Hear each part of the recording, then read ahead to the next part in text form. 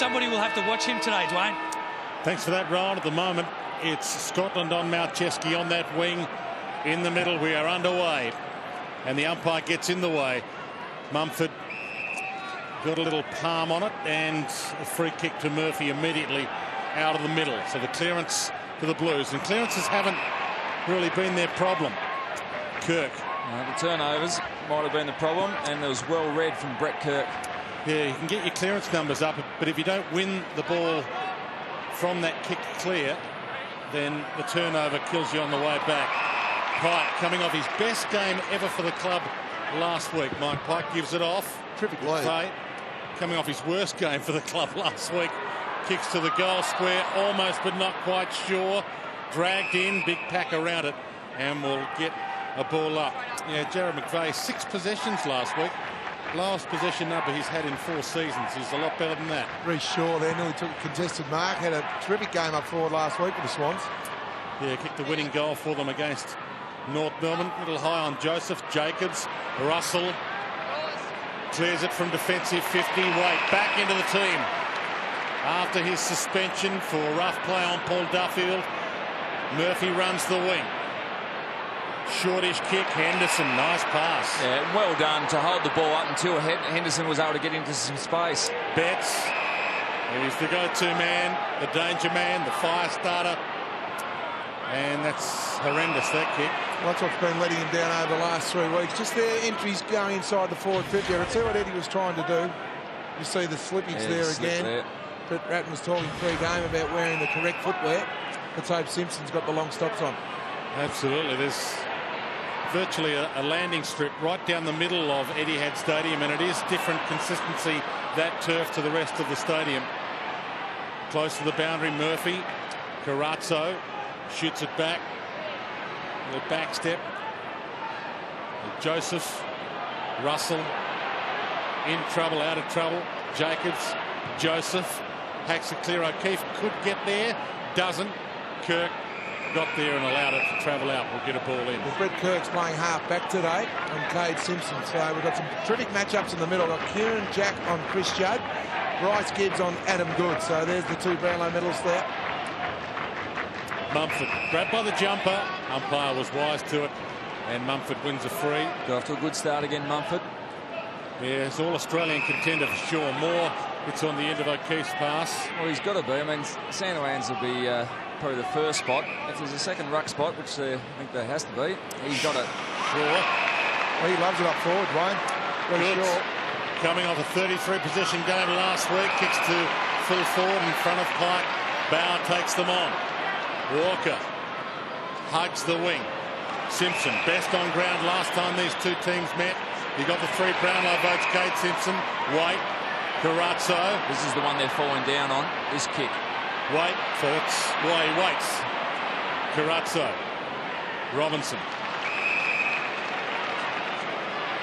Still struggling just to find the target inside 50. They don't want to bomb it in because that was their flaw last week. Yeah, it's okay to bomb it in, Wayne, but they'll bomb it into the middle of the ground. Pokes it inside 50, and there's the turnover inside defensive 50 again. So Mumford, O'Keefe, Kennelly. Well, that's 3 from 3. Inside 50s, and they turn the ball over with poor kicking. McGlynn, the spear. Pike, clean bowled by Jesse White.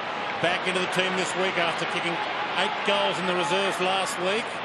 Little Joseph had the advantage in the run to the ball, and White did pretty well. Takes him out. Ball in. Yeah, he was a colossus last week in the local competition. Just have a look at this forward set up here. It just had Mike Pike and Jesse White. They had to separate. Jesse White was on. Mike Pike had to stay in the goal square to allow Jesse White to take an easy mark. He dragged his Carlton teammate in there. That's sometimes you've got to lead away from the ball. Mumford to Jack. Hacks it inside 50. Pike lays a strong tackle. You can't break a rugby player's tackle. And when he wraps you up, you stay wrapped. And they obviously haven't played together as a tandem forward, Alistair, and you'd know better than most, getting that connection between each other. It is, and it takes a long period of time, and certainly I had to work with Daniel Bradshaw and Jonathan Brown, and part of your role was at times to lead into space. Jack to Goods. Showed this kind of form last week, and he's missed.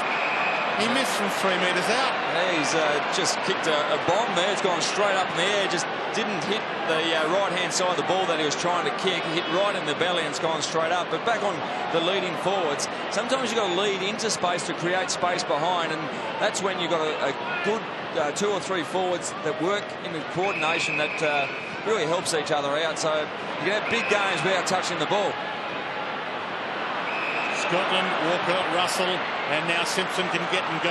It was hard running from Simpson. Got Yaron in the middle. Pass needs to be good. It is. Yaron takes off. Arnfield's with him. This is the kick, though. And Carazzo can have the shot if he wants to. That's the one they needed. And he turns it over inside 50 again. They're trying to be too cute. They're trying to be too cute. Those options aren't on those 2 options so far in this game. Well, as you said, Spartan, that was the main problem last week, was they were just bombing it to Brian Lake. Now they've overcompensated. Goods cuts it off. Heads to Mumford. Malcheski. Kennedy. Played every game this year since crossing from Hawthorn, having an outstanding season. Hanbury likewise a contender for the NAB Rising Star. Hanbury to Goods and back again. Grundy. And now Mumford can get and go. Should give this. And does. Shaw. Kickable by his standards, and he knows it. No one in the goal square, just needs to be spot on. And in the goal square, McGlynn got there to take the mark. Could have let it go through. Well, I'm not sure. Well, he's done the right thing in the end, Wayne. He's marked the ball. So if he hadn't have marked it, Reece Shaw would have said, well, what about a Shepherd? So I think he's played the percentage play in the end, McGlynn. Yeah, I think if you can take a chance, mate, you take it. Well, Reece Shaw will probably call it a pass. He gets the assist, and Sydney get the first goal. Yeah, Reece Shaw is enjoying this little bit of freedom up in the forward line. He went up there, I think it was in the 3rd term last week against the Kangas, and he's been very good. We just see his ability to run, but it was good work here. Kennedy was involved, and Big Mummy, he soaked up the pressure here, drew the play out, then gave off to Reece Shaw. And as all ball carriers should do, he attacked the 50-metre arc and run towards goal. Now, he's having a shot for goal, no doubt about that. In the end, good mark from McGlynn.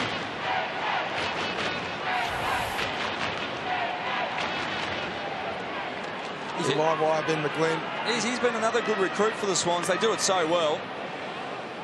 But Josh Kennedy there. Mumford, as he talked about pre-game. There's Adam Goods. Rowan Smith, he's had 4 disposals already. He's a super player, Spud, and he loves getting into the midfield. I think he's enjoying that. He's probably struggled a little bit during the season at centre-half forward, but now he's gone into the midfield. He's just setting Sydney Swans play up superbly today. Should have 4 disposals and a goal, of course. Another turnover going forward. Jack. He got off Judd. It's getting a little bit faster even though in the game. Turnover back again. Wait, gets to Jack's man Judd. Strolls in from 40. Nails it. Scores level. Well, that hurts. You see Kieran Jack, all the Carlton players getting over him. Chris Judd coming off the ground.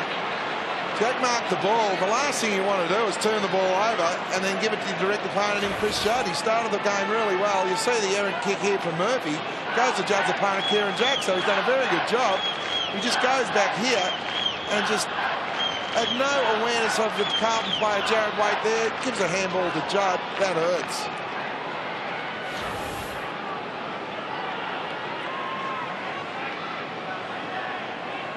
Handy goal for Chris Judd. Just saying how they're struggling to have effective disposals into their forward 50.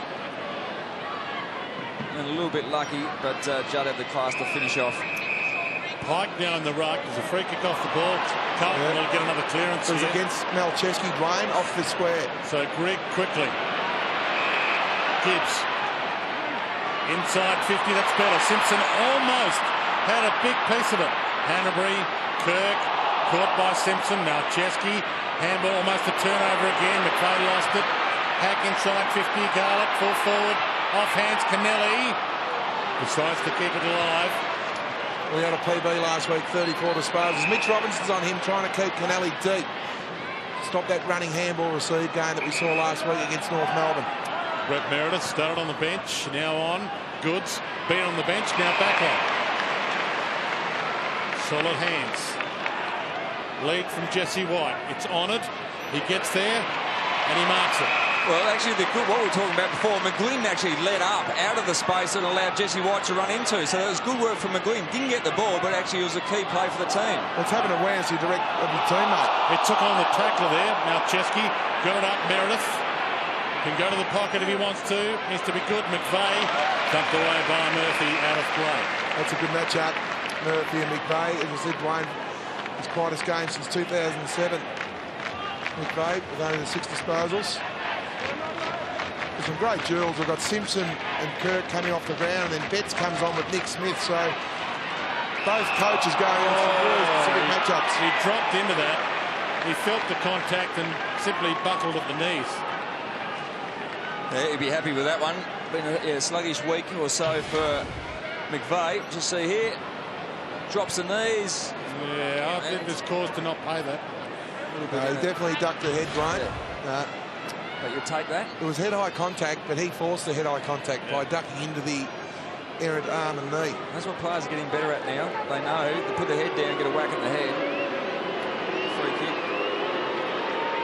11 minutes in, opening term. That's a spear. They'll lead by that goal.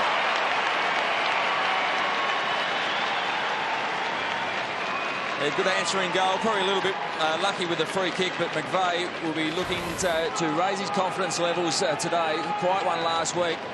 Just see the stoppage here. He gets involved. He's got to the ball, which is very good. You see the drop of the knees. Yeah, it's high contact, which is a free kick, but yeah, we think he may have had a fair handle in causing that high contact.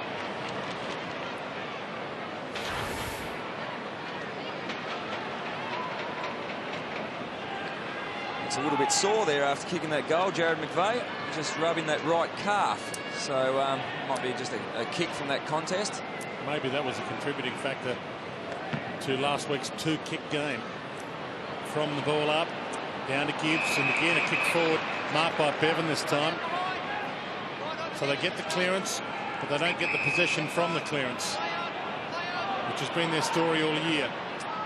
Back to Grundy. Adam Goods is pushed, coming back onto the ground. He's playing as a half forward now, Adam Goods. So he's up to the wing. Ran under that a little. Bauer ran it nicely. Lays a good tackle. Goods takes that out deliberately. Could have been a free kick either way. Gets neither. Well, Brett Ratton's gone into the game with Goods playing in the middle. Bryce Cribbs will grab him. And if he goes down as a forward, Paul Bauer, who's playing his 50th game, will go into Adam Goods. Back into play, Pike knocks it down with a Judd. And got a kick away, but it was too late, according to the umpire. Umpires today, Chris Dondon, Robert Findlay, Sean Ryan. And as we said, when you tackle by Pike, you stay tackled. Grundy, half forward. Good mark at half back by Jacobs. Murphy.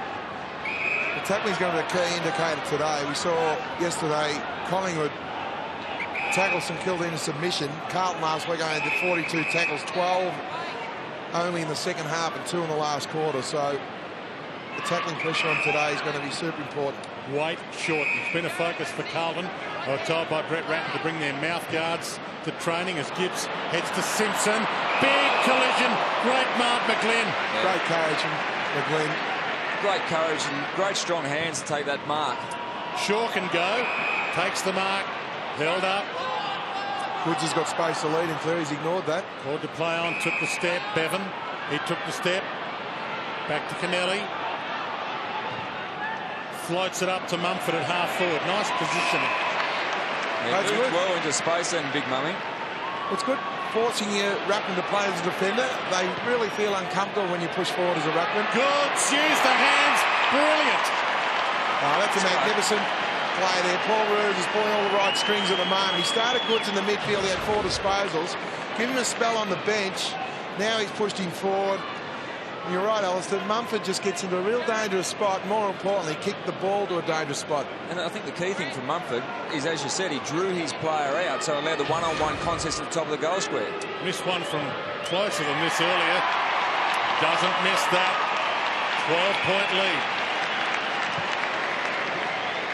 So just going on with that point, Spud, I think Mumford's role in that was the key. The fact that he took the mark makes sure that the ruckman for the Carlton side on that occasion was Jacobs. He has to be accountable, so he has to continually go up and follow Mumford. That means there's a one-on-one contest. Now, you always back your forward in a one-on-one contest at the top of the goal square, especially if it's Adam Goods. So that's what you want. You don't want the big ruckman just coming over the top and smashing it over the line. So good work from Goods, but great work from Mumford.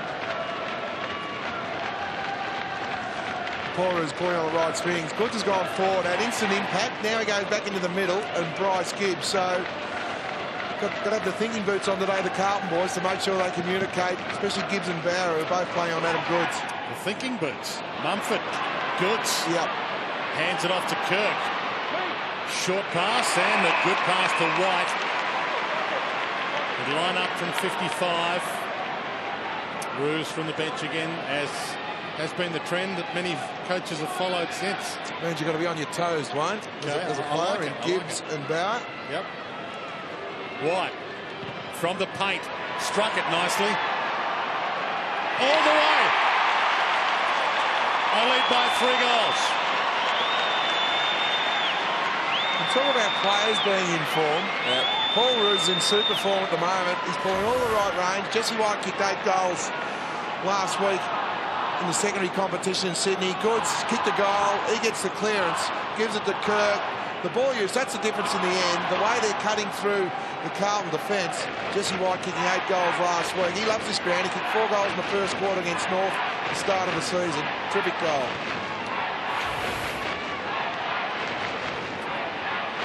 In fact, he was so good last week, Lynchy, that Paul Roos mentioned to us before the main game that if he knew Jesse White was going to play that well in the curtain raiser last week, he would have taken him off at half-time and played him in the main game. Yeah, he would have been very happy. He's got off to a good start, so he's happy that he's got his start today.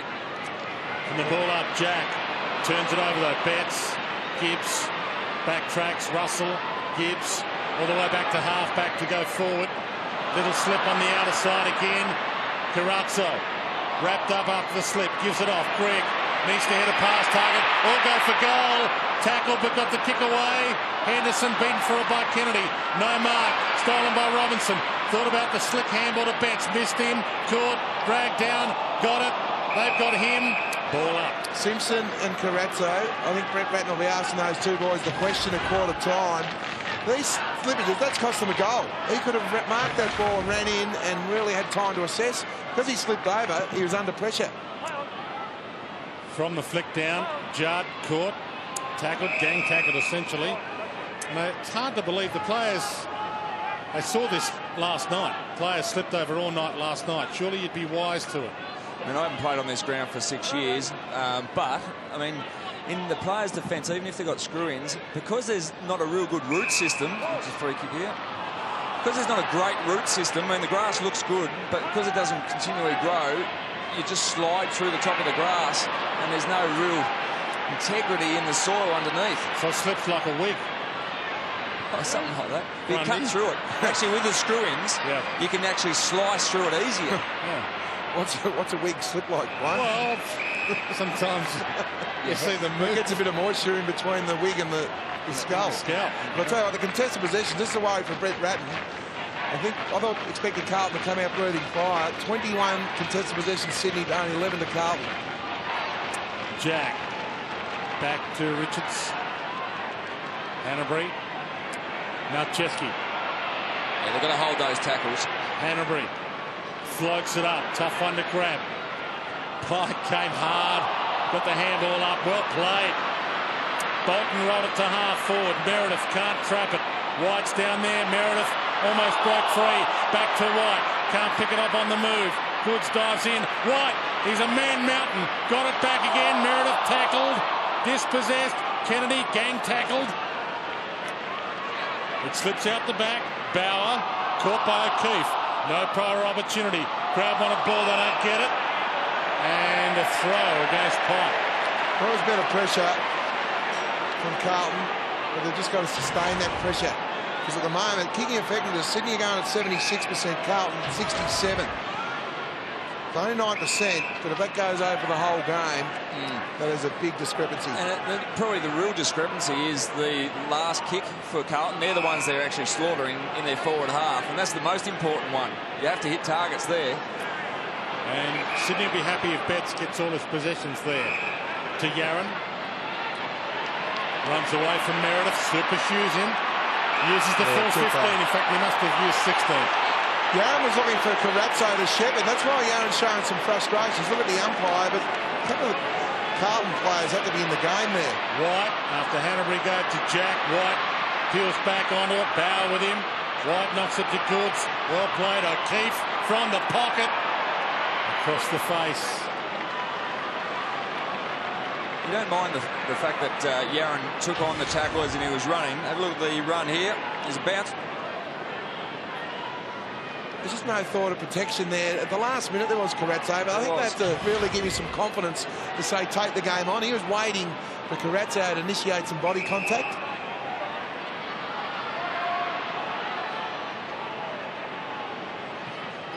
So from the kick in, Jacobs, the target, gathers, but is in turn gathered. And the ball out of play. Lucas And with that, couldn't make something of it, Kane Lucas. Just his 8th game of AFL footy. getting back to Yaron, you don't have to communicate by voice, communicate by your movement. Carazzo was too late in his movement to tell Yaron to run and take the game on. Had to initiate body contact earlier when Yaron had the ball under his arm. Kurt caught high, bottom of the pack. Malcheski. O'Keefe. Hanbury. Richards. They're good at this. Little goose step from Richards. Sends it long. Armfield got a fist. Shaw waiting back for it. Out of play. Malcheski's had 7 disposals already, 5 handball receives. Now, Heath Scotland's his direct opponent, and Heath can use the ball really well. Heath's only had the 1 disposal, so I think it's time to man up and stand goal side of Malcheski. Jude Bolton given a free kick for too high, and he'll line up from 45.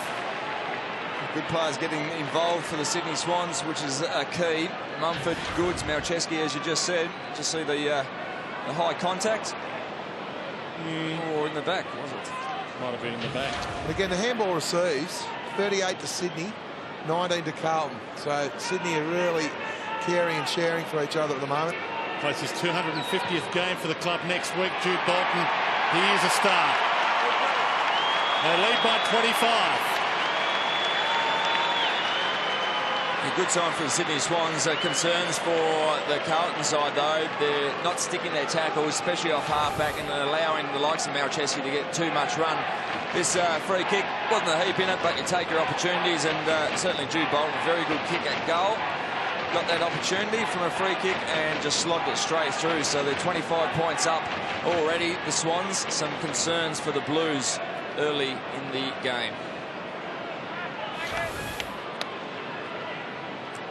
Their 250th game next week back here in Melbourne at the MCG against Melbourne, his own home state. From Aberfeldy and the Calder Cannons originally. Jude Bolton. And the ball up. Carlton in a spot of bother here. Pike, that's dropping the ball for surely. Has to be. Well, 35,000 here, if not more, saw it, but none of the 3 umpires did. Well, he took on the tackler and went to kick it, but couldn't get his boot to the ball. Would have thought that's dropping the ball cold. Yeah, it has been for 150 years. But they do make the occasional mistake. Gibbs got it from Judd to half forward. Ball knocked down brilliantly by Grundy. Takes off. He's Goods. And Goods can go. He's got one-on-ones ahead. Which one does he pick? Shaw. Well, this is amazing.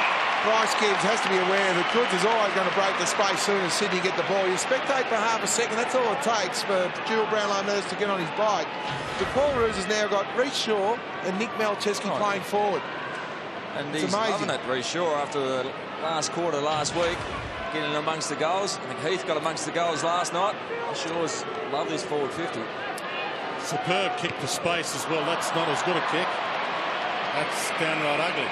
Well, when Goods knows the way the ball needs to be delivered, Dwayne, he probably suffered a lot of errant kicks at the start of this season, so You're absolutely correct. Kicked the ball, weighted the ball beautifully to space. We started the game beautifully. 9 disposals, 4 handball receives.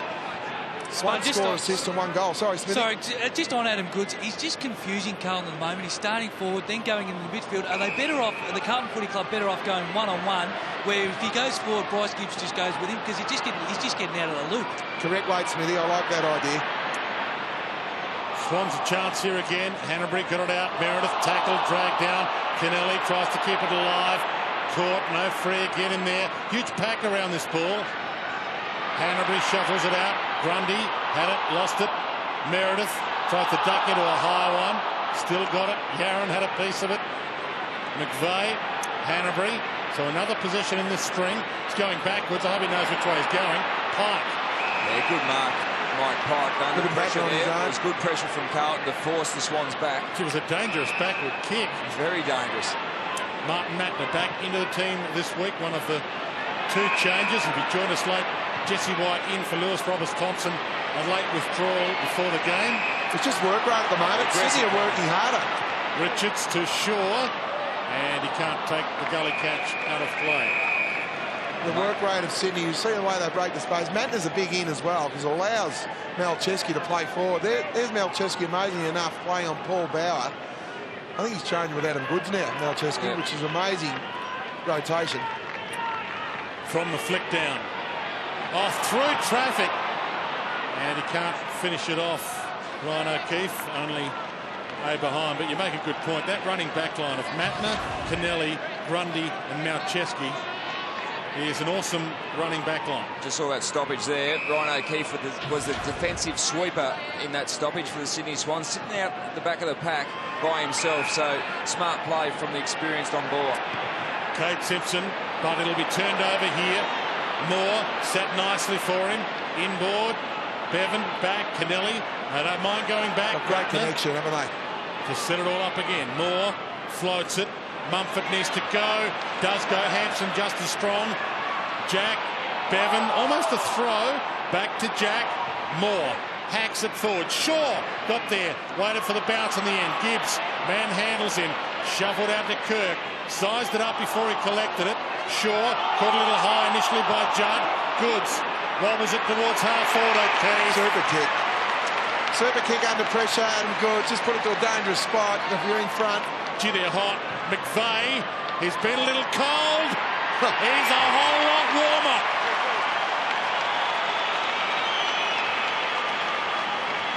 They're running around, supporting each other. They're very excited and they're up and going at the moment, the Sydney Swans. And you just see where Jared McVeigh, we had a quiet game last week.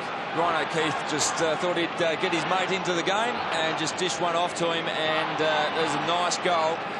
They're getting smashed at the moment, the Blues. They're just, the possession count is heavily in favour of the Sydney Swans, 115 to 65. So that's 50 difference.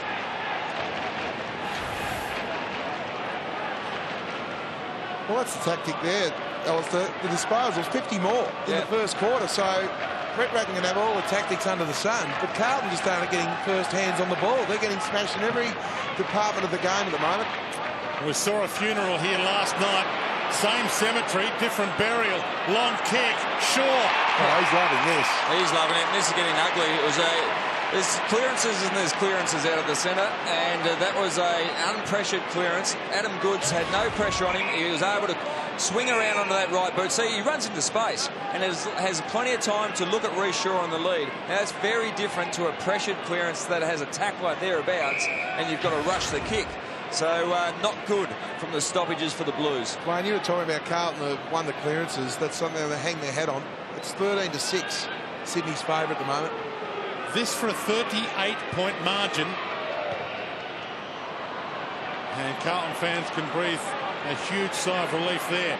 Shaw's had a couple of shots that have been horrible, but it still looks ugly, this scoreboard. 6-3 to 1 goal. Well, that's, and more to the point, 9 shots at goal to 1. Yeah. And we talk about Mumford pre-game, Alistair. 7 disposals, 6 hit-outs, 3 clearances. It's those second efforts from Big Mummy. There's a let's stop the bleeding for a while signal. Almost Scotland and Malcheski some pressure. Which I don't think was really appreciated from the Blues faithful in the stands. They're just thinking, please score a goal, don't slow it up anymore. But what Carlton are trying to do is stop the momentum of the Sydney Swans at the moment by controlling the momentum when they actually have the ball. They just haven't had the ball enough this game so far. Simpson back to Russell, wide. Good opportunity for Walker. Seconds will beat them, though, regardless of what they do here. Ball out of play and in the hands of Jamison.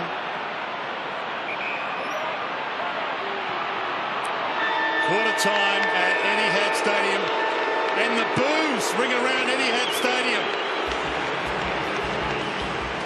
Brett Ratton has some work to do. 33 points the margin at quarter time. 6-3-39. Plays one goal.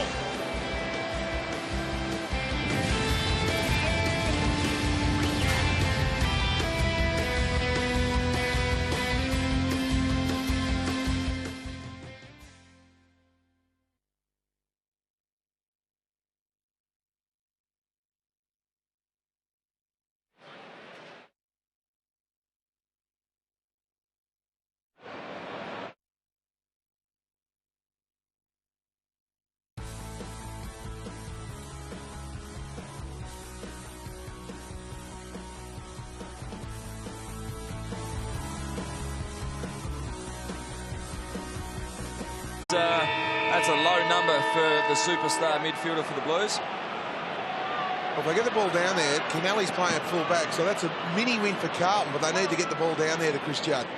Greg knocked from his grasp. It wasn't a throw. Bevan quick onto it, tried to slip it up to Goods, missed him. Mumford lays a bump tackle. Mumford lays another tackle. He's doing it all. Winning clearances, getting possessions around the ground, and now lays a couple of tackles so he can do some more ruck work. I know what you mean, Spud, by having Judd pick up Kennelly basically down there, because they'll use Chris Judd on the way in, so Kennelly has to be accountable. But I reckon it's a win for the Sydney Swans as well, because I'm sure they'd be very comfortable to have Judd away from the midfield where he can be so creative. Well, it's up to the underbelly for Carlton to win some ball and get it down to the captain. That's going to be the real issue. Well, that's probably what Carlton need, a little bit of underbelly. Lucas, he's done a hamstring. He's just back from a hamstring.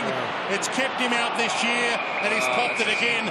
He's cooked for the day. That's a shame. He just stretched out as he's just trying to break away from this tackle. Stretched out there, got that clip of the legs and stumbled forward. Oh, yeah, when the stumble. Yeah, the stumble and just overstretched the hamstring, and that's extremely disappointing. And he could be cooked for quite a number of weeks, given that it might be the same one. Kennelly drags it out. Ball in. That's a shame. Left high up on the left hamstring. You can see the stumble here. That's where he's just overstretched. And not a great sensation, that. One of their first-round draft picks. They were hoping that it could grow this season. Goods rolls it outside 50. More body brilliant. And the look-away handball superb. Jack got a kick away just in time. Bouncing ball, Jesse White, the man Mountain, Jamison used his body just as well, but he left the ball behind. White, little tap. Boundary line looming. Moore, he kept it in. McGlynn, a few stop, McGlynn didn't. A shimmy from Jack and Shaw in the pocket. Oh, that's unbelievable running from Shaw. He's up around the wing. And you can see Cade Simpson having a look around to say, well, he's not my man. You lost him in transition. So he hasn't hit his first two shots really well. But this is probably... You either want one from the goal line when you're out of touch shooting that goal, or from the boundary line, because the expectations are low here, and this is a fair chance to go through. Yeah, it's the toughest kick that he's had. Gee, they're in trouble. They are in huge trouble, the Blues. You nailed that, Alistair. He was playing a lot of the time full forward, and you're right, because the expectation's not to kick it, and he missed a couple of easy ones. But it was just a hard running from Reece Shaw, and he started his career as a half-back for Sydney, and he started that passage of play in the middle of the ground and ran forward in transition. Well, he actually got knocked over in the middle of the ground, got himself up and going again and pushed towards the forward 50. I know what it's like to have the yips in front of goal, and that's where you want one if it's not on the goal line.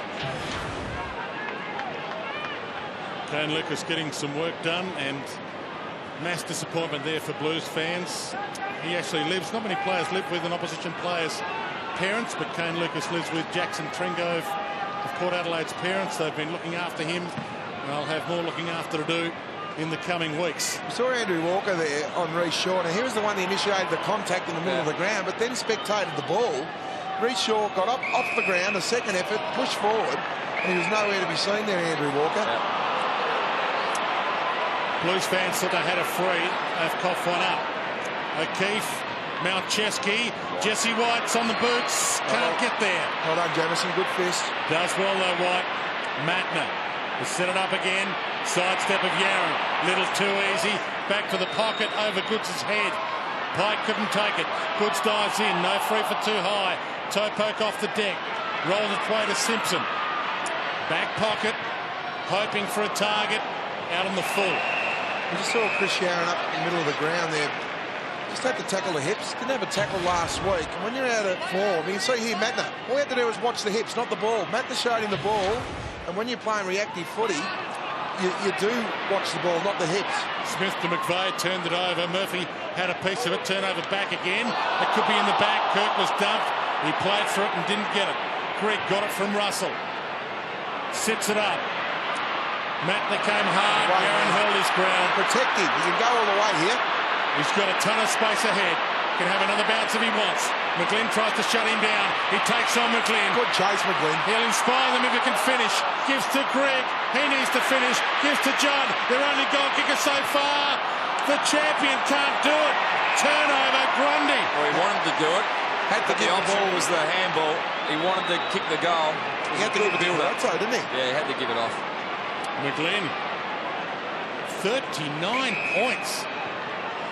He's trying to do the captain's thing. I understand Chris Judd's mindset there, but I don't know whether it was the percentage play. He should have given the handball out the back. He was facing away from goal. Was that holding the ball? Didn't really look like a handball from Adam Goods. He may have just got a fist on it. Here's the one you talk about, Judd.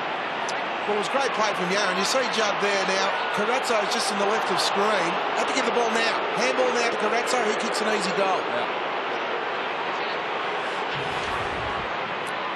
From the ball up. The natives a little restless here. Greek kick smothered. Hanbury dragged down by White. Judd still trying to inspire them. Turnover though. Goods. Jude Bolton. Kennelly. Rolls one along the line. Joseph can't get there to keep it in. Ball in. More boos for the umpires. Yeah, it'll be a little bit for the umpires and a little bit for the team, I think, at the moment.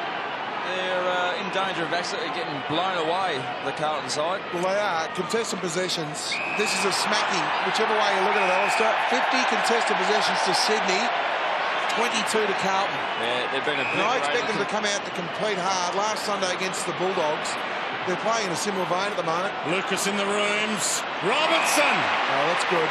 And then someone to stand up and win a contested ball. Dual win. Kennelly and Robertson. And hands it off. Scotland drives it long and strong.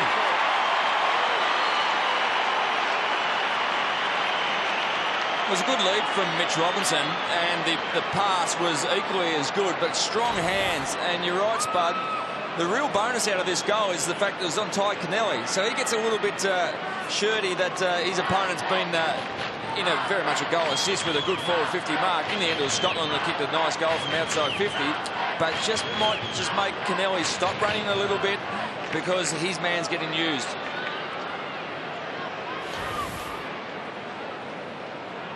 And it's a dual win there because Heath Scotland, Hanbury stand next to him, but at that stage Malcheski was on him, so it was a double win. Malcheski had a goal kick going on Scotland, and they're just little wins. That's what Carlton need to do. They need to build something out of this.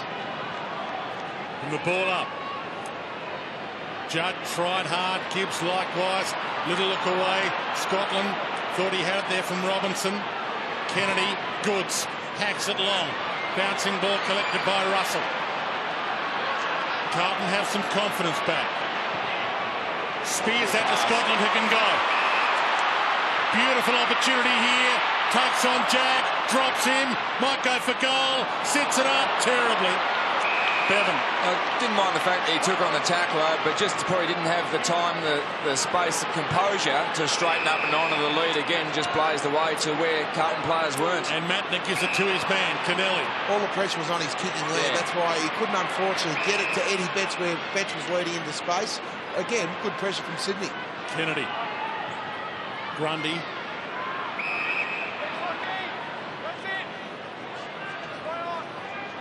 Little lull. Smith. Richards. Now Pike is just on, and Waite did well there. Well, he's Mr. Versatile, Teddy Richards. He played forward last week with great success. Lewis Roberts-Thompson out of the team. Jesse White in, and he goes back to play centre back on Jared Waite. Grundy off the side of the boot. Kennelly has to run and get it. Garlett runs with him and got there first. Ball bounced kindly for him. Hits Simpson with the pass. Open forward line.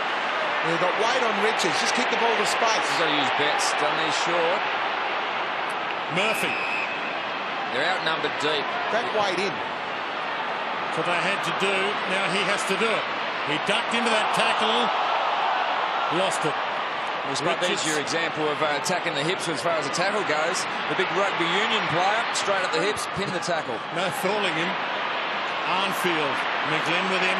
Arnfield superb. Needs to put it on the chest. Misses big sauce. Jacobs, he goes back.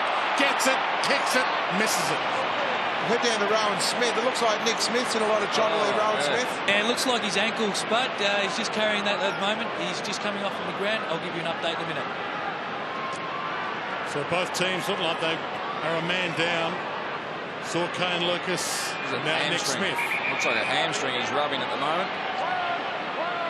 Well, let's hope it's only a cramp or two. If he's limping that bad, if it's a hamstring, Alistair, that's his day. It's not a good one. Hope it's only cramp. And of course, the winner of this on course to play finals. Yeah, you wouldn't think you'd be cramping halfway through the second quarter, so it doesn't look good. And Sydney haven't beaten a side in the top 8, Dwayne. They've had 6 opportunities to beat a side in the top 8 for 6 losses. Matner to Bevan to Grundy, McVeigh. Grundy again. And dropped it.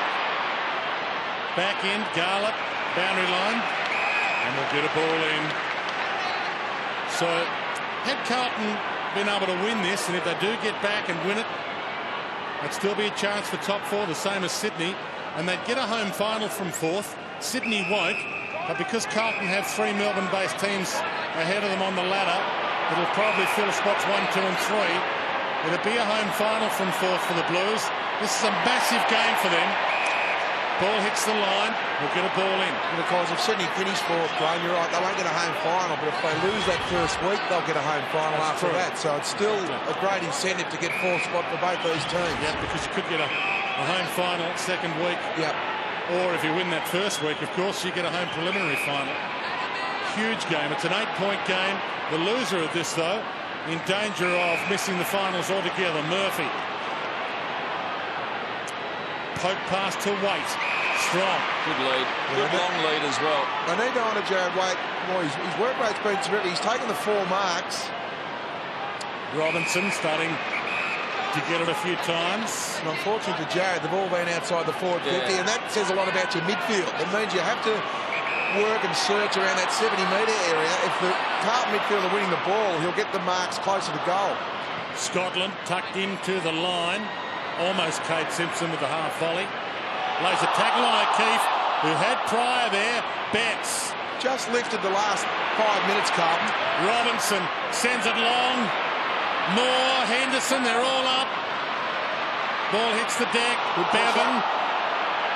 Murphy can't get the shot away. Again, Jacobs, the man they thought would go for goal, and Walker way wide.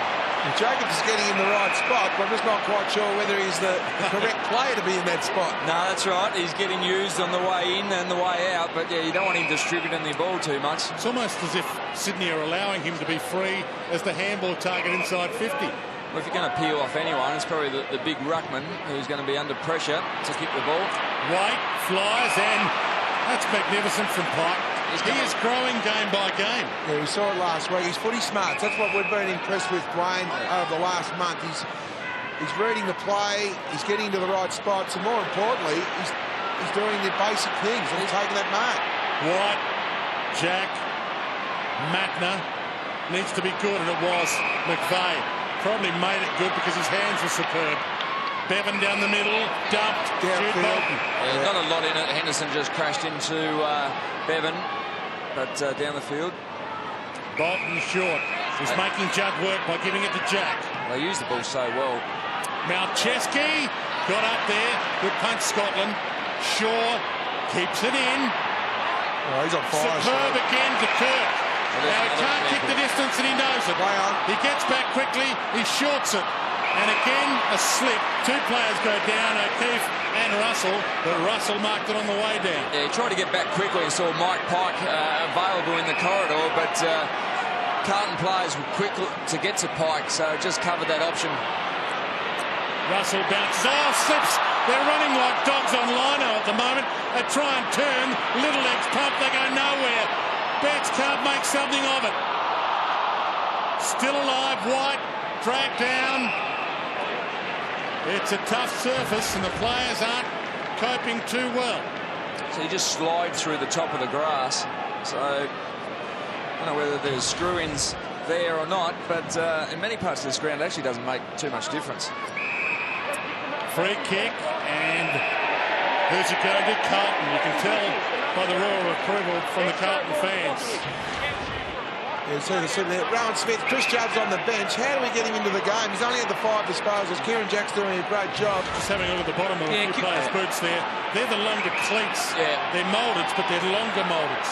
Kieran Jack is doing a fantastic job, Spud, but we've got to realise that Chris Judd is the best midfielder in the competition, so just leave him in the midfield and let him go head-to-head and let him do his job. Hanson to Jamison. This would be huge. He kicks across the face. Oh, Carlton. Not sure what he was trying to manufacture there, but it's out of play. So they were the cleats Brett Ratten was talking about pre-game, Dwayne. Yeah, they're still moulded on many of the players. Judd's wearing screw-ins, but not many players wear screw-ins. They have two different lengths of mouldeds now. Lynchy, you're more a boot man than me. Well, that's right. You've got the short blades and the longer moulded studs, but yeah, not too many players do wear the long screw-ins that you used to have, Spud. Longer the better. I'd go to the property steward and say not long enough. But as I said before, actually I don't think it makes a lot of difference. I mean, you'd be still putting them in though. Richards run down, got the kick away. Shaw, Arnfield, Shaw. Oh, what a kick! What a turn around. But that was a very good contested mark. He held his opponent under the ball. We spoke about that pre-game, Spud. You're in a vulnerable spot when you're in front and the ball is going to carry over the top. Now, Shaw actually did a very good job. Actually pushed his opponent forward with the forearm, so it wasn't a hands in the back decision. Good use of the body, a strong mark. For his second for the quarter. Second of the best and fairest last year at his first game at the Swans. Yet another of their fantastic pickups. He's loving this. He drives it home. They lead by 38. Forward entries. They're a super side, Sydney Swans. You see the run and carry. Starts with Malcheski again. He's been terrific again today. Ted Richards takes the game on. It's OK to launch the ball there. He's kicked the ball to Shaw's advantage. Straight on Armfield's head. He good planted. It was the perfect kick for a contested situation. You would have loved a kick like that, Lynchy. Oh, yeah, it makes it, actually, it's quite easy when you're in that position and it's a good kick. And sure, he did it very well. There's Reece Shaw. He started the half-back last week, went forward. Now Malcheski. They're both players leading targets now. So Paul Roos showing his full array of tricks in his bag here today. Hampson into the ruck now for Carlton. Mumford still with him, and we'll get another ball up. If you've joined us late, Sydney has led from the outset. Carlton has not seen the lead yet today.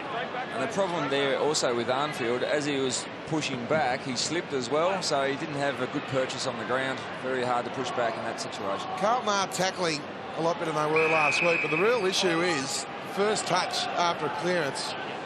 Sydney are going 19 clearances over Carlton's 9, and the hard ball, the contested ball, 63 to Sydney, only 37 to Carlton. So there's the game in a nutshell. Carazzo, Judd, Bauer, stripped of it. Good tackle, Shaw, knocked it down. Jack, O'Keefe, Bevan. Doesn't get a chance to have a shot very often. Kicked a few in his early years. Underrated player. 3 goals this year. They're pushing forward. Their midfielders and their wingers, half-backs are pushing forward to find space around that 40-metre arc. not clogging up the forward 50 too much, but just getting inside 50 and being dangerous. From outside the paint, gives it a ride. Misses. Equal biggest lead of the game, 39 points. 12 shots to 3. What I'd like to see from Carlton midfield, just play hip on hip for a while. And they're winning the contested ball, Sydney, so the leg rope needs to be shortened. The leg rope should be hip on hip. Oh, Joseph played on, ran into Moore. He's had his prior. Umpire gave him a chance there. Moore gives it back. Goods needs to spin and goal. He spins. And he doesn't go. No, I should have given that to Ben McGlynn. We've seen both Brownlow medalists this quarter ignore the best option in the forward 50. And he actually acknowledges Ben McGlynn. A little apology. We just see the slip. Lack of awareness of who was around him on that occasion, but once again, just a slip.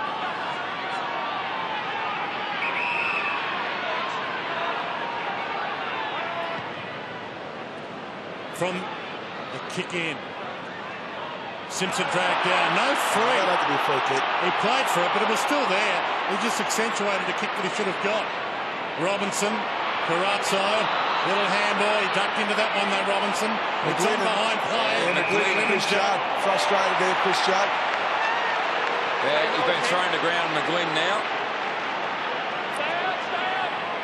O'Keefe. Well, he's in great form too, O'Keefe. He's at the 12 disposals. His work rate's been unbelievable. Started the season slowly, but getting better as the finals approach. McGlynn, speaking of starting the season, he was hot early. He had a little holiday, and now starting to warm his way into this game. I know a lot of clubs, or most clubs, go into the zoning defences, Alistair. Yeah. But I would seriously want to see just some hip on hip all over the ground and force Sydney to compete. For the biggest lead of the game. Not bad off the boot, but only a behind. And you become reactive, but it doesn't matter because the scoreboard indicates what's working Sydney's way. We need to change our mindset. Here's Adam Goods ignoring McGlynn there at the top of the screen. Should have given that hands. Grigg bounces his way from half back. Murphy, solid hands. Yaron takes them onward run. Corralled against the boundary. White maybe beyond his range. Still hasn't taken a mark inside forward 50. Heads to the goal square. Henderson well and Hanson. Well done. That's super play from Joe Wade because he's been playing the forward line and he knows the ball's been coming in slowly. As soon as he marked that ball, he just wheeled in, get the ball to the top of the square. Yeah, it's all about quick ball movement when you've got the numbers that favour you in that spot at the top of the goal square, and a big ruckman like Hampson can take a contested mark, and you're vulnerable as a defender when the ball is flowing from one end of the ground to the other quickly. Hasn't kicked a goal yet this year. It's game number 3 for the season. Boy, did they need that. They certainly did. That's only their 4th scoring shot from 18 inside 50s.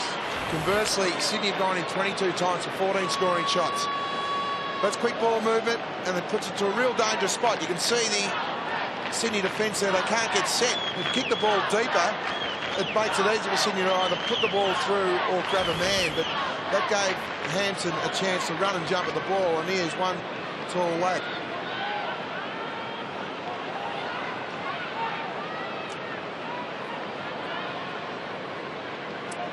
35 points, 4 minutes 42 to half-time. Paul Roos there looking cool, calm, calculated.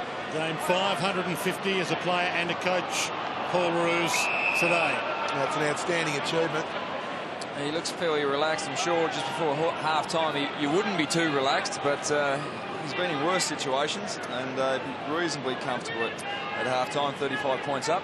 His last season as coach is Sydney Swans coaching time is about to be up, but it looks like it'll be finished with the final series. Simpson breaks free, kicks blindly inside 50. White tapped it, had it, but didn't really have it. Tackle laid on Matner. No free. Tied up. Ball up. I like that kick from Simpson. If Jared Wade had read it a little bit better, he sort of led to the boundary line initially, and Cade Simpson looked in. It's a lot better direction. I like the tackle effort from Eddie Betts too, Spud. Ball flicked down. Carlton have some momentum finally. Bevan thumps it out. Grundy flies. Fist down. Good commitment from both Carazzo and McLean. Arnfield, Jacobs, Russell. Arnfield, Russell. Short and turnover, O'Keefe. Yeah, just a rush kick. Russell didn't have an opportunity to straighten up and hit his target. The turnovers just kill you. They're on the transition now, the Swans. Kennedy, Hanbury, Jack is playing well off Judd. Goes for goal. Will make him pay. Goal square. Brilliant. Jude Bolton. Kieran Jack get the ball. Nothing Chris Judd could do there. He looks down in disgust because he was running forward. Jordan Russell had the ball. Jordan Russell put himself under pressure by playing on. And then kicking hurriedly to O'Keefe. And their transition play today, Sydney's been outstanding. Outstanding. Drives it through, and it's back to a 41-point lead. Well, Spud, we saw it last week about Swans' transition game, and we also spoke pre-game about Carlton's forward 50 entries and their ability to hit targets has really been poor over recent weeks. On this occasion, it was Russell who was under pressure from the Swans, but he turned the ball over, and this is the resulting turnover. The defenders are exposed because you've pushed forward to support, and just plenty of run. They're very confident at the moment, the Sydney Swans. They're running in numbers forward. 41 points. We've made a lot of the Carlton players slipping. Here's what Brett Bratton said to Rowan Smith pre-game. Yeah, we will. We'll address that with the footwear of the players to make sure that they take more of the stops to the boots, not the maybe the cleats. So we'll just have a look at that. There was Brett Bratton pre-game telling the players they had to wear the long stops, and many of their players still slipping. And they've slipped back to 41 points behind. Jack gives it up. Hanbury playing brilliantly again. He's had a fantastic first season. Grundy wide. Bauer collects, gave it to Walker in trouble. Scotland likewise in trouble. Tried a little don't argue to the chin of Hanbury. Hanbury looks around and says, I know I'm young, but I still need him. And we probably noticed more of the Carlton players slipping over because they haven't had the ball anywhere near as much as the Swans, so they're reactive. When you have the ball and you're dictating which direction you go, you're probably not going to slip as much, but Carlton have had to chase the Swans and they're slipping. Kennedy tried to shuffle it out, tied up, ball up. And Malcheski's just sitting off this contest as the loose man in defence, which is dangerous for the Carlton side. Waite's gone over to make it a 2-on-1 situation. Jordan Russell's the free man for Carlton on the left of screen. Flick down, Jacobs to Judd. Manhandled, no free. Gibbs, Carazzo, crowd not happy. Judd deserved one there, you would have thought.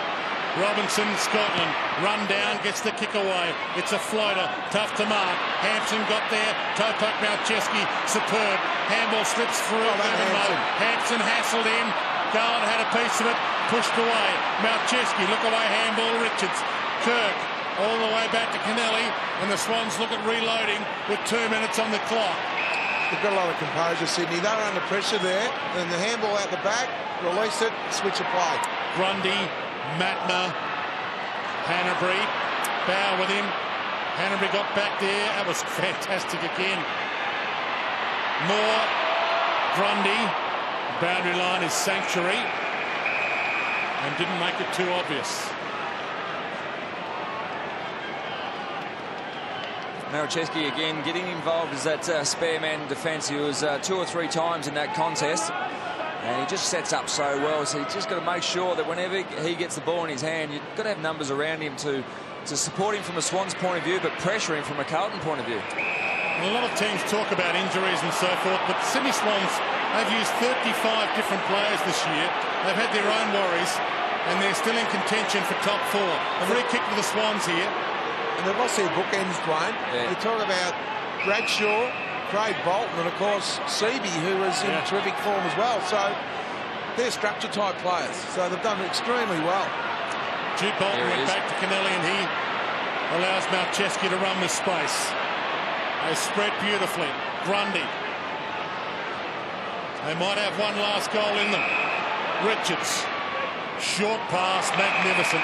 All the way to Moore. Lace out football again. Their transition play from defence inside their forward 50 has been super today. Sixth season for Jared Moore. Hasn't been his best. He played all but one game back in 2008. But he's firmly entrenched in this lineup now. Sends it long. And he bangs it through for a 47-point lead. 47-point belting just before half-time. Massive concerns for Carlton, but some really pleasing aspects of the game. This man here, Malcheski's just starting to really get involved now. He's been left spare across half-back. I think Spud, you'd still rack up half a dozen touches across half-back if there was no man on you whatsoever. But Malcheski uses the ball so well, and that's been the real difference. The tackling pressure between the two teams, and also the forward 50 entries have been much cleaner from the Swans.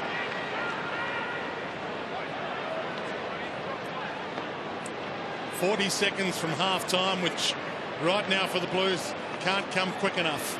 70 more disposals Sydney have had. Carlton dropped Brett Thornton to answer Tadro Halpin this week, hoping that the change-up will do them some good. Right now they're staring at a massive thumping. Gibbs to half forward. Can they get a late one? Little knockdown, Yaron can't break free. Haul him with 26 seconds on the clock. What do you try to say to the team at half-time, Spud? I mean, it's a tough one for the coaching staff, no doubt, but you've got to say something to them. The big concern, Alistair, is a contested ball. 73 to 47 Sydney's favour, and the clearances. They're getting absolutely smashed around the stoppages. 22 to 12, so just got to win some ball. Armfield get down and get dirty. He doesn't know how long left. He goes backwards with 10 on the clock, and the Carlton fans boo. They know that was their last chance at a score. Maybe a mark from this kick. Seconds tick down to 1. Goods flies. It's a horror show for Blues fans. Brett Ratton has an enormous job from here. Paul Roos, he'll be smiling. It's not done yet. But 47 points the lead at half-time. Sydney 10-6. 66. Carlton 3-1-19.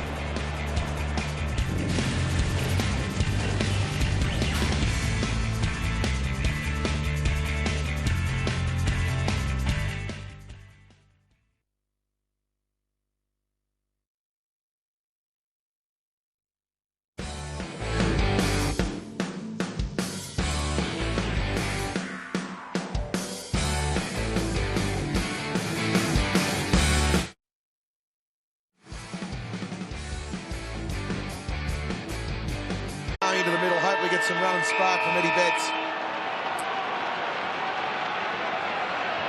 Jacobs and Mumford. Mumford rises. Jacobs trying to get the clearance. Free kick off the ball. The Blues ball. Scotland got it from Betts, stumps it long. Murphy half wrapped up inside 50. Good opportunity here for the Blues. Slick handball from Garlett to Gibbs. Short to the pocket. Simpson. Yeah, nice use from Gibbs just to hit Simpson up, who was on the lead. And it was a quick forward 50 entry. Got the free kick in the middle of the ground and moved the ball quickly. The ever reliable Cade Simpson hasn't missed a game for Carlton for 5 years. Been well held by Brett Kirk over the 7 disposals. They've had 7 each, Brett Kirk and Cade Simpson. They need him to be reliable from the pocket, and that's horrendous. That is horrendous. It was actually, I think it was touched off the mark from Brett Kirk, but Cade Simpson's pleading that it was touched, but I think it's a fair reward for that kick, just to give it to the opposition, because it was a shocking kick. He was too close to the man on the mark and just pushed it out. 3 umpires had a chat there and confirmed it wasn't touched, even though it was touched. Mumford almost the mark. Joseph almost thrummed it and then takes it out. He's still telling the umpire. Here we have a look. Yeah, just off the hand there. Yeah, off his right. You can see Brett Kirk put his hand in the air, thinking it was a goal.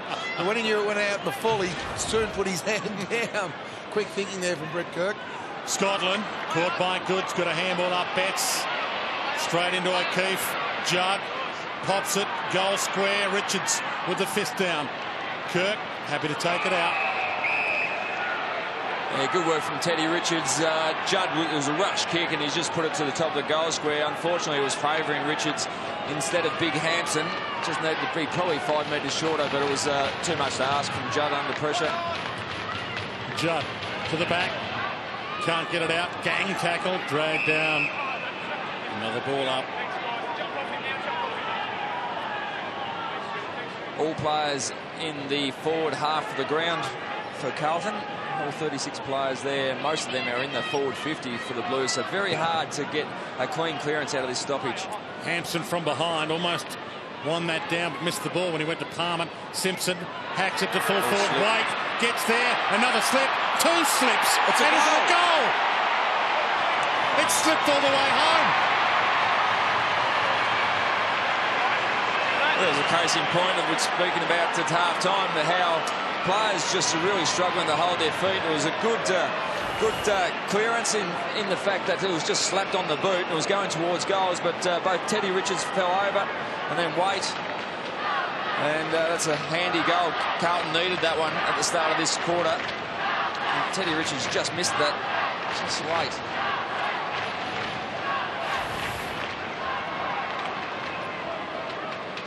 A much-needed goal, but it's exactly what you were talking about there, Rowan Smith, with the footwear. Yeah, I'm not too sure, Spud, why the players don't actually wear the traditional screw-in stop. So it'd help them so much. 41 points the margin, and big 41. Mumford goes up in the ruck again, knocked down. Carazzo tried to shuffle it out. McGlynn got a 2-metre kick to Hanbury. Handball, beautiful. Kirk on the move, gets it wide. White. Spectacular movement. Well, it's a quick reply from Sydney. Brett Kirk there just getting out the back from Kate Simpson. Kicked the first goal of the third quarter. His direct opponent, Kirk. You just see there Simpson spectating the ball. Kirk ducking out the back into midfield. Just had to be goal side. If you're going to spectate the ball, have a complete awareness where your direct opponent is. Kate Simpson lost Kirk in traffic there. Push it back to 47. Magnificent.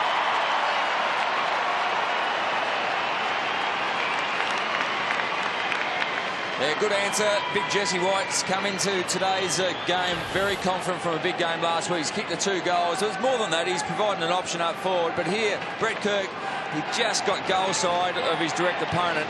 And you wouldn't say Brett Kirk's one of the best kicks in the competition, but he uses the ball so well. He just elevated the ball enough, put it out in front of Jesse White that it led into space. So a fantastic kick and rewarded the lead. John Longmire doing some coaching, getting ready for next year.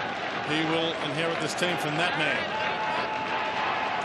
And he inherits a reasonably good club and team from Paul Roos, who play finals this year, might be going out essentially at the top. Mumford, Kirk, ball bounced unkindly for Grundy, although he spotted off on Scotland and dragged him down. Goods, Carazzo pursues him. Goods taps it down. Still got it. Still got him. No free. Walker back to Carazzo. Out of jail. Arnfield. Russell.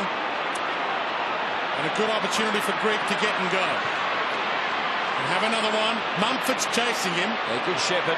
And Joseph with the shepherd. Greek inside 50 beautifully. Garland. It's amazing how easy the ball is when you get some help from your teammate in Joseph. That was a terrific shepherd. We didn't see enough of that in the first half. So good team football there from Carlton. Well, Joseph ran about 70 metres just to put a little block on. Didn't have to knock Mumford to the ground, but just had to get in the road to stop him from affecting a tackle on the chase. 2 goals last week, Garland, in that horrible 68-point loss. This is across the face slightly. And push through behind. You see here the chase. You're right, Elsie. He started from the full back line. There's Mumford chasing. Great effort there from Joseph, and that's great composure, and it gives Greg enough time and space to hit the target. Tyke Kennelly. Richards, Scotland, boundary. That's a win for Carlton. Put pressure on Kennelly. The zone was good on that occasion, and some good pressure from Scotland to get the ball over the line and stop the easy clearances from the defensive half that the Swans have been able to do so well today.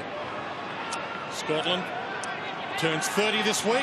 Now, this is his last game in the 20s. It's on Tuesday. Might be a party the way Carlton are going. Inside 50 from Gibbs, and yet another turnover from a kick inside 50. Richards in the back pocket. Yeah, Richards just dropped off his direct opponent. He had to go to Jared Waite. That was the option there. Jared Waite was on Ty Kennelly in the goal square, and he elected to go short. McVeigh, Richards, Bevan, McGlynn. The release kick to White. Good hands. Lee Shaw is doubling back here. Wants to get Mumford used. on the run. And a magnificent pass. McGlynn, is that 50?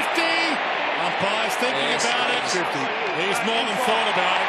He's giving it. Well, Aaron Joseph was on Reece Shaw, and that's why when he came off Reece Shaw, I thought, I better stop McGlynn in his tracks, because if he's able to play on, as we see Joseph there.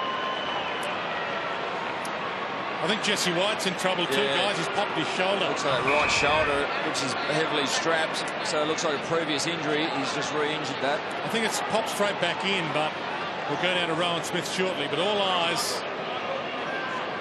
on Ben McGlynn. The biggest margin of the game. It's 52 points. Again, an inside entry to Carlton. Slaughtered.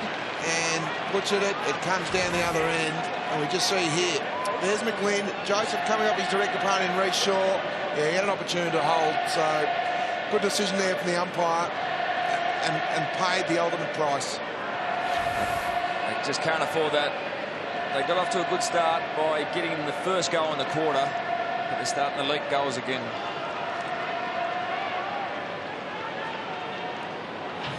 This is Carlton's story here. Bryce Gibbs get the ball. There's Jared Waite, the top right-hander screen. That's the option there. Get the ball over the top of the Sydney player. Waite takes an easy mark as he's on Ty Kennelly there. He's gone to a 2-on-1, so it's just their forward entries are really hurting Carlton at the moment. Kennedy tried to get a handball out, tackled by Judd. There's been a lot of talk about the Judd, Hodge, Swan, Ablett scenario. Who's the best? But I know who's getting the most help from the rest of their team. He's almost a one-man band at times, Chris Judd. Bolton can't get a kick away. Judd dives in, the one-man band. And there was talk about Carlton having a Fab Four about 3 years ago. And that talk quickly stopped. I'm sure Chris Judd would appreciate a little bit of physical support from his teammates to put blocks on the close checking taggers that he gets week in, week out. Well, Hodge gets it, Ablett gets it, Swan gets it. Long kick from Goods. Shaw trying to get this, can't get there in time. Bauer. Shaw tried to lay a tackle, runs past Gibbs. A rare touch for Henderson. And the Carlton fans know it. He's had a quiet day. Big centre half forward. Thumps a long ball inside 50. Hampson from 3 deep. Murphy got it up. Yaron, he needs to kick this. And slips it in.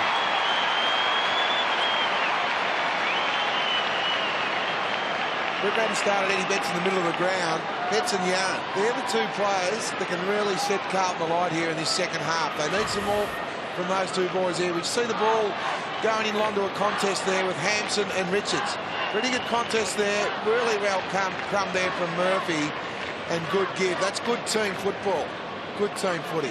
And that was the correct option. Go long to a one-on-one, bring the ball to the ground, and the Crummers did the rest. Rowan Smith, Jesse White back on the ground. Good news? Yeah, good news, but Dwayne called it perfectly. It did pop out. The medical staff from the Sydney Swans popped it straight back in, and he looked at the physio and said, OK, I'm fine now, I'll go back on.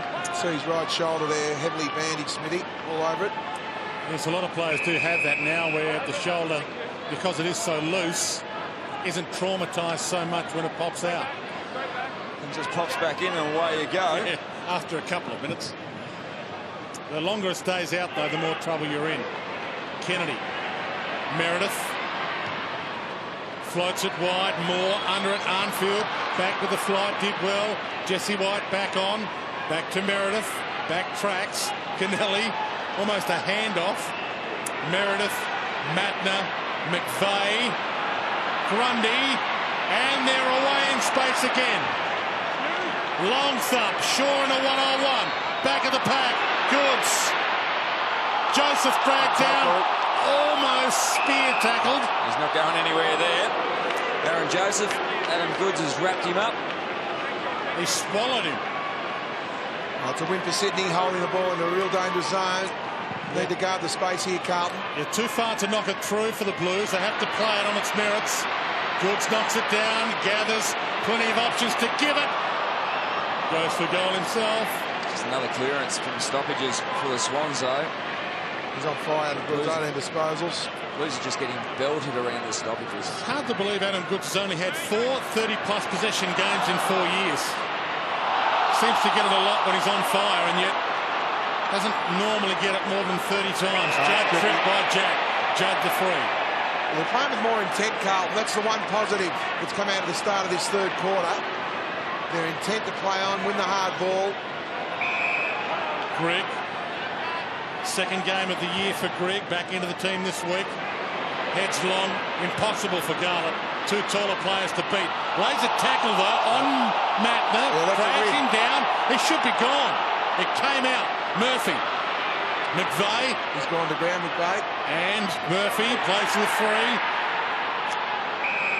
3 almost frees there. None of them paid. Ball up. There's more intent.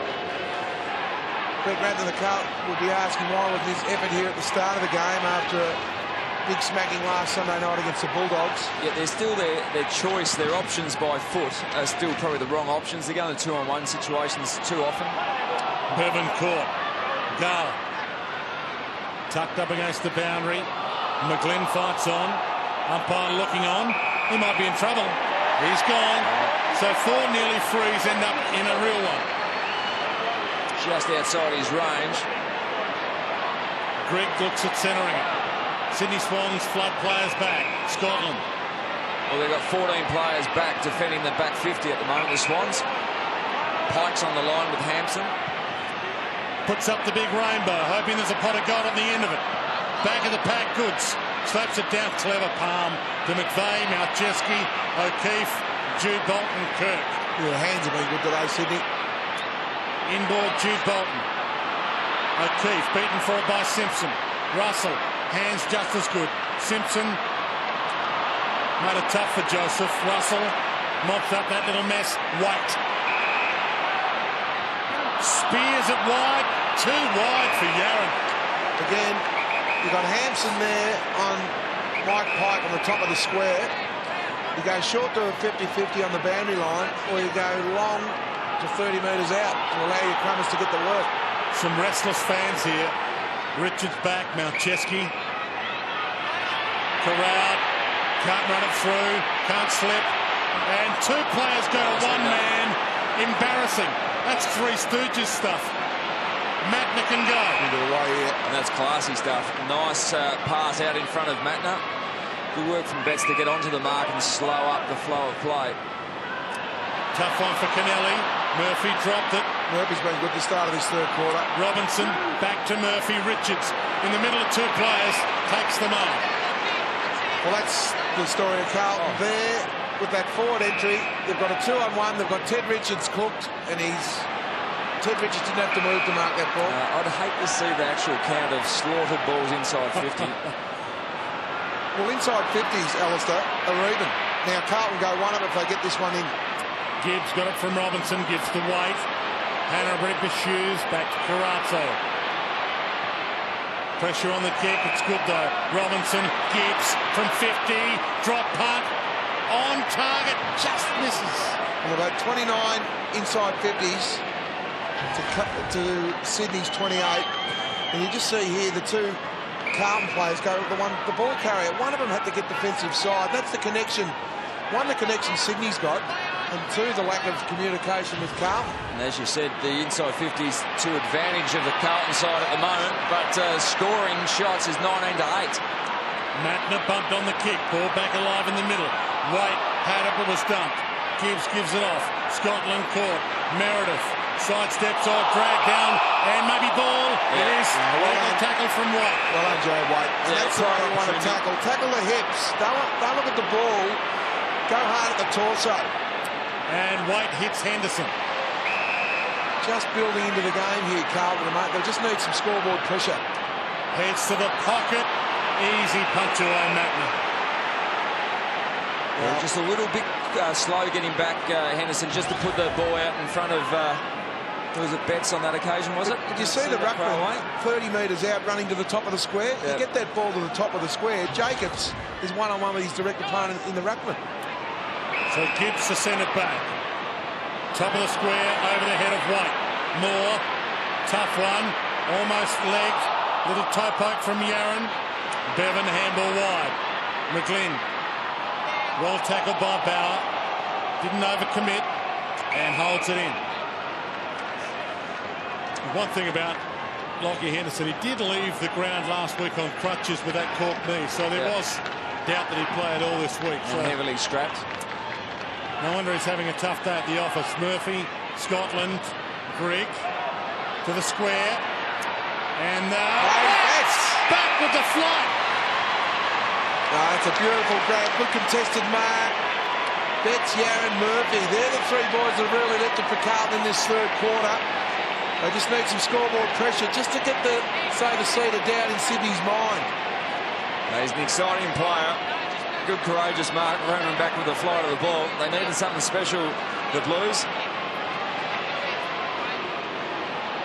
Came from out of the picture. Opens the angle. That could be the igniter.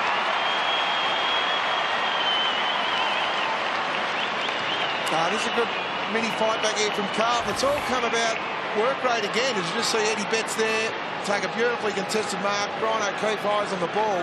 But it starts with the contested possessions again. It tells the story. This third quarter, Carlton are going at 23-10. So they've more than doubled the work rate of Sydney around the coalface. And more importantly, it's having a direct result on the scoreboard. Some scoreboard pressure at last for Carlton.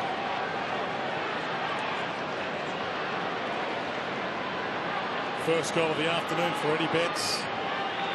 3 goals to 2 this term for Carlton. Well, they've 10 inside 50s to 4. So they're dominating the game, but they can just get a run of goals. A little overzealous there, Robinson in the back. Jack. And that's the thing they've just got to tidy up is their last possession, that inside 50. Get that spot on. They're actually going to be rewarded on the scoreboard. Sends it long. Goods flies, hands to it. Well done. Can't mark it. Moore with the crumb. Spins it around the body, and there's your instant reply.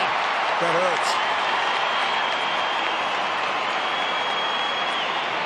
A nice answer from the Sydney Swans, and Adam Goods has been resting forward, and he went hard at the contest, and if he doesn't take the mark with a big body like he's got, he's going to cause a spillage and the ball's going to come to ground. And on that occasion, as we see, Goods jump for this one. So good jump in a pack situation. The ball comes to the ground.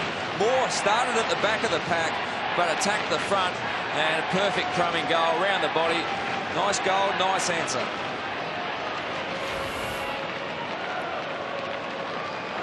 Well, the game's really opened up. We've had 6 goals, 3 apiece. The issue for Carlton, Sydney have only gone in 5 times for 4 scoring shots. And again, conversion for Carlton, they've gone in 10 times for 5. Mumford and Jacobs. Judd wins the clearance. They need to win the ball from the clearance, and they don't again. Kennelly. Just ran under that one. Wait, Kennelly's hurt himself. Maybe just landed a bit awkwardly, and might have been a slight hyperextension of the knee. He's just a little bit sore. Well, he's knocked up getting possessions as well, coming off a 34 possession game last week, and it's been good again today. Goods, speaking of backing up after a fantastic performance. He's ticking the time on, third term, hugs the boundary. White. That's a great pass. Good lead from White from deep in the forward line, pushing up onto the wing. 2 very good marks from the big leading forwards of the Swans. Jude Bolton. Just saw Ty Kennelly there. The trainer was going to run out to Kennelly, waved him back, so it's good news for Sydney and Ty. Pike. Crossed the pack, couldn't mark it. Ball in.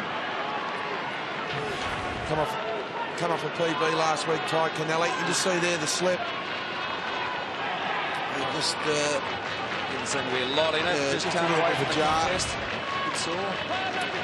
Greg, not 15. Whale was a call. Moore. Kennedy got his arms free. That's ball. Get your arms free. That's your prior. Away here, Carlton. To Greg. Open forward line to Judd. Well done, Greg. Good shepherd. Needs to be clever here, Juddy. Terrible. Kennelly. Yeah, that's reward for effort from the Swans players to continue and chase hard. But again, I think Chris Judd's trying to do too much. He got the ball straight away. He had a Carlton player on the lead, and I can understand him trying to do the team thing, but he had a couple of options there, took an extra bounce. Hanbury to O'Keefe. McGlynn. Goods. His work rate is right up at the moment, Adam Goods. He's just steaming from one side of the ground to the other. Low trajectory ball. White's down there. Off hands. Russell couldn't grab it. Simpson does. Mumford tries a little ruck palm down. Betts. Last line of defence. Russell. Scotland. Bauer. Some space. Needs to be clever here. Takes them on. Robinson can go. Yeah, they should be able to score if they work their way through this. There's a one-on-one ahead. He heads long inside 50. Big pass that. Great option. 40 metres from goal. Needs to go back and kick it. 46 points the margin. Garlett's been a little iffy in front of goal today. He knows this is his time. Well, kicking effectiveness this quarter is 55% to Sydney 76%, so they need to nail their conversions. He's not wasting any time. Doesn't want to think about it. Squeezes it in.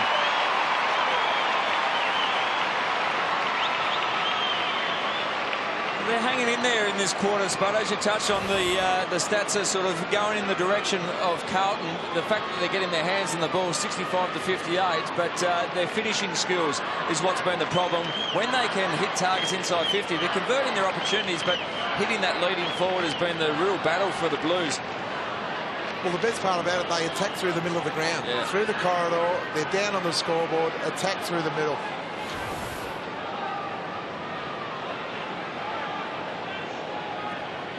Back to 40 points. It's Robinson getting some work done.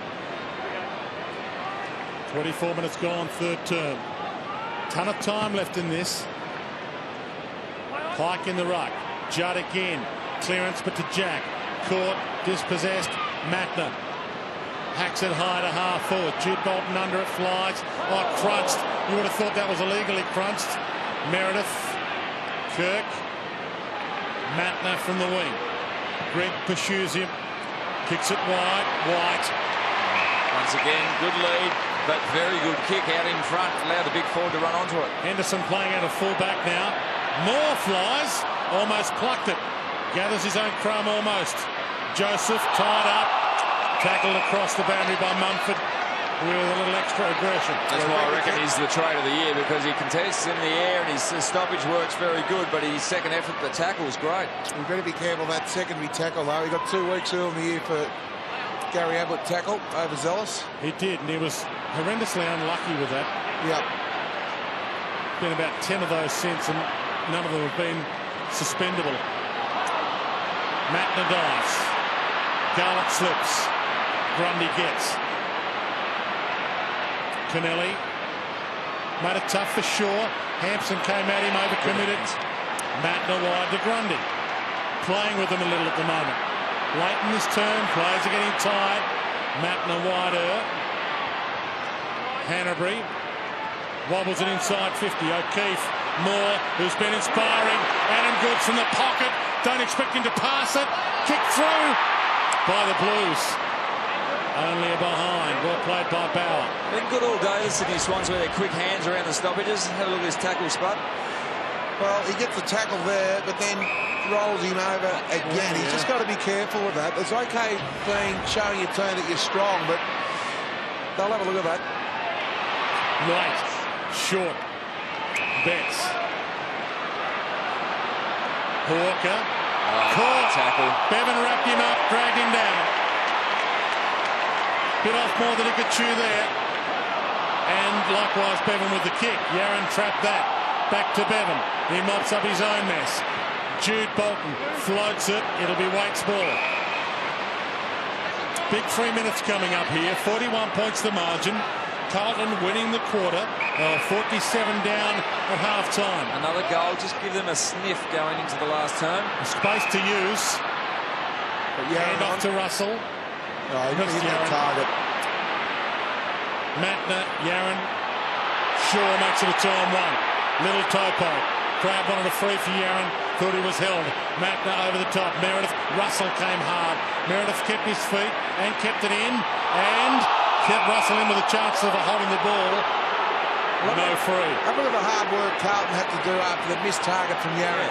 There was 20 seconds there of just extreme effort to cause this boundary throw in.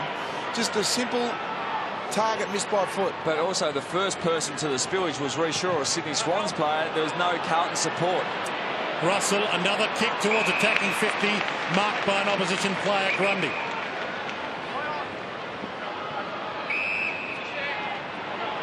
Everyone has a right to make mistakes, but Carlton are abusing the privilege right now. They just keep doing the same thing wrong all the time. Yeah, well, that's the thing.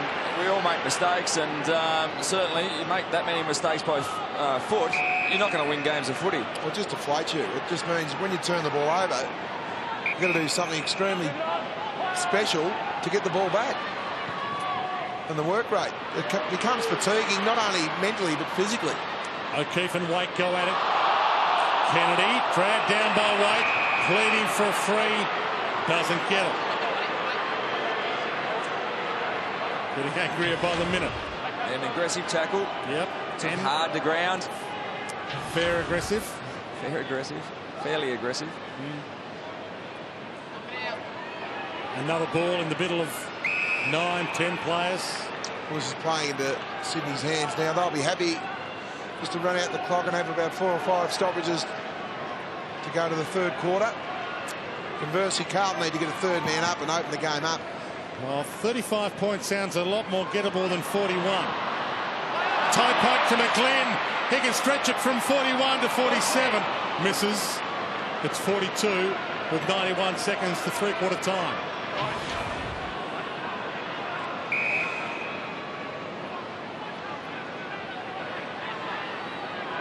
Jordan Russell. Gone man on man again, the Sydney Swans. Scotland's found some space. And he hits him. Needed to be good. Gibbs needs to work into this. McVeigh corrals him. Hugs the boundary. Heads to half forward. Garland again. Takes on Shaw. Pops it long. Eddie Betts. If it bounces, it was unkind, the bounce. Betts slips. They all go down. Betts back in. Could have got a free. Throws it out. Wait. Eddie Betts.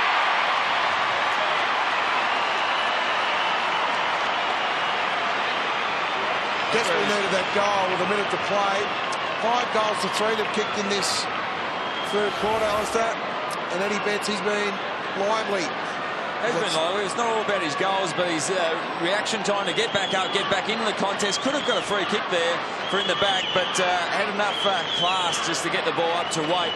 Kicked a handy goal, who actually soaked up a little bit of pressure and steadied and made the most of the opportunity.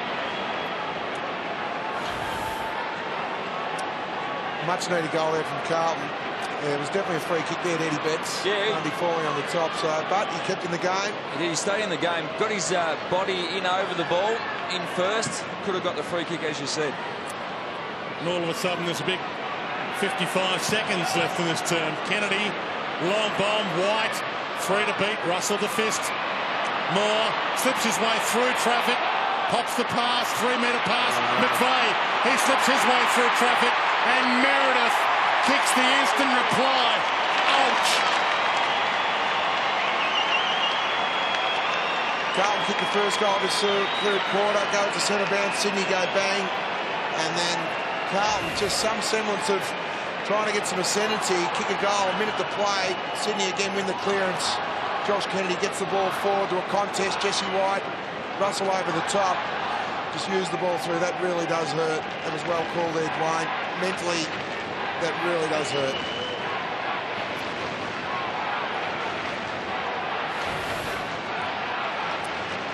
Second game of the year for Brett Meredith back home. Bundoora, Northern Knights boy.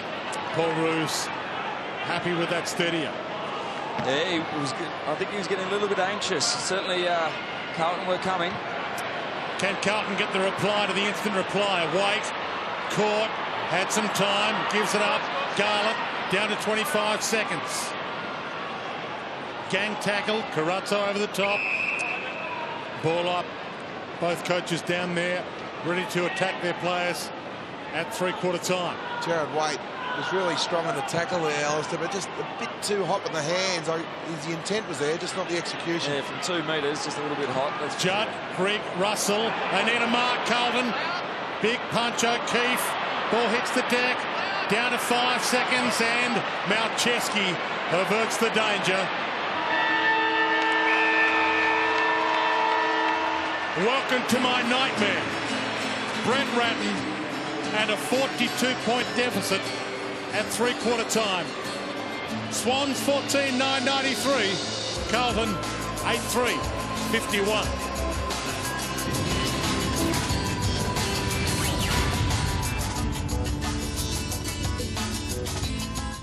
Subiaco in their last 6 games, the Blues. West Coast next week at Subi, and they finish with the West Coast at Subi. They've got a little game against Geelong also to encounter round 21, so you'd need to be in the 8 firmly entrenched before your last 2. Judd, toe poke off the deck. Murphy looking for the perfect start to this final term, ridden a little. Judd takes them on, boundary line from 50, hits the top of the square. Waite, well played, Grundy. Little handball over the top. Jack sends it wide. Hanbury cut off by Gibbs. Wants to shoot it back inside 50. Floats it up to Hanson. Richards slaps it down. Gets his own ball. Grundy again. Another one that's been good, Teddy Richards, who was good up forward, especially in the first half last week. Now going back and done a good job. Matner missed the target. Scotland opening here for the Blues. Murphy needs to split the middle. They just keep doing it. It's like Groundhog Day. It is. Waite had 5 metres, I think, clear around him, and just the kick was overcooked and went straight over the top. Bad miss. Kennelly from Kirk.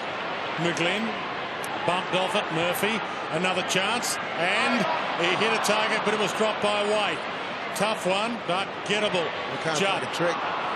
McGlynn, Malcheski, Jude Bolton, Malcheski pumps the kick long, and precisely Waite. He's got Shaw in a one-on-one, puts it to his advantage. A little push. How's that for use of the body? The crowd is ropeable here. Shaw pumps it home. His third. He's kicked 3. Let them have another look. I thought it was good use of the body. And I thought he used his hip and his shoulder into the back. It was a dangerous situation. Once again, the turnovers. Turnovers are the one. There's Waite. He's all by himself there, straight over the top of the chest mark to Kirk. Here's the marking contest against Joseph. Forearm into the back. You still can't push, but he eased him under the balls. Wasn't a lot in it.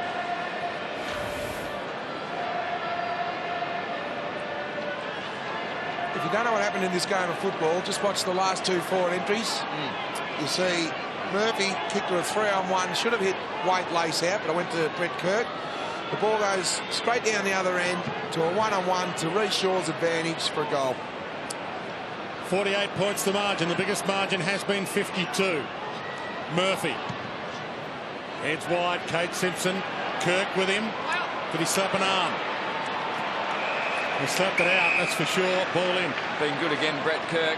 Hasn't spent a lot of time on the ball. Across half back, he's been doing some of his best work. Uses the ball very well and has again today. Simpson's only had the 11 disposals, 1 goal. Yes, he's retiring at the end of this season, Brett Kirk. He's still running on the smell of an oily rag, and he's playing as if he's not going to leave anything on the table come his final game. Oh, he's enjoying it. Last week, did a terrific job on best and fairest winner of last year, Andrew Swallow for North Melbourne. So just continue to get scalps, Brett Kirk. Murphy, he was dragged down after he got the handball away. Crowd restless, and they've been restless most of the afternoon. Sydney has led all day if you've joined us late. Carlton's never seen the lead, and Gibbs has hardly seen the ball. Meredith, he's got Shaw again, puts it in front, and this time Joseph got there. Read it well. Joseph hugs the boundary. Scotland, Jack, Judd. Into trouble. Well, he burst his way through Bolton, but he gave him the ball. Crowd still roaring their disapproval. Jude Bolton dives through. What a sensational player he is. I was great at it from Judd, too. Tried to take the tackle on, which is fair enough, trying to make something happen. Have a look at this for a contest. Judd taking on the Brownlow medalist and Jude Bolton. A little bit stiff not to get a free kick there after watching. A little bit high there, Jude Bolton with the arm. Crowd just saw the replay, thought Judd deserved more. Yeah, he did. He deserved a free kick there. Malcheski, McVeigh. Shaw again in a one-on-one. Joseph with the fist. Shaw tried to crumb it. Bauer slipped. Jesse White, the biggest man amongst them, keeps his feet. Now he slips. Meredith, sidestep. Too far out to go for it. Knows it. Not 15. Shaw, here's the call. He pokes it. Was that 15? Not 15 more. Called to play on. Then he had Pryor. Did he throw it away? Toe poke outside 50. O'Keefe to pump it back in. Caught by Griggs. Gets a toe on it. Crowd wanted ball again, don't get it. More inside 50. Kirk with 2 to beat. Simpson. 2 short passes were deemed to be just at probably 14 metres instead of the required 15. Paul Roux still giving plenty of suggestions to his players as they come off the ground for a spell. Jacobs doing some ruck work against Mumford. Ball in the middle of a 6-pack. Umpires today, Chris Donlan, Robert Findlay, Sean Ryan, they've been under pressure from the outset. Crowd just wants something or someone to vent their frustration. It's been a tough day for the crowd. McVeigh gets it up. Jack. Meredith goal. They're dead, the Blues. I just worried Carlton out of that. Mumford hit the ball into space. Carlton had first hands on the ball. There was a couple of fumbles. You see Mumford hit the ball into space here. Mark Murphy had, and McVeigh worried him out of it. You see here McVeigh worried Mark Murphy out of it. But again, just a clean ball use of Sydney in the tackle, in traffic. Clean. The Jack to Meredith. Meredith, great team goal. Outstanding team goal there from Sydney.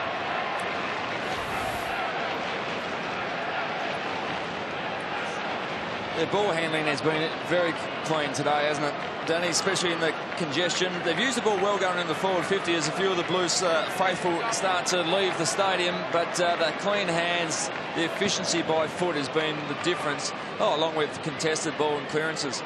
The killer blow has been struck. McGlynn.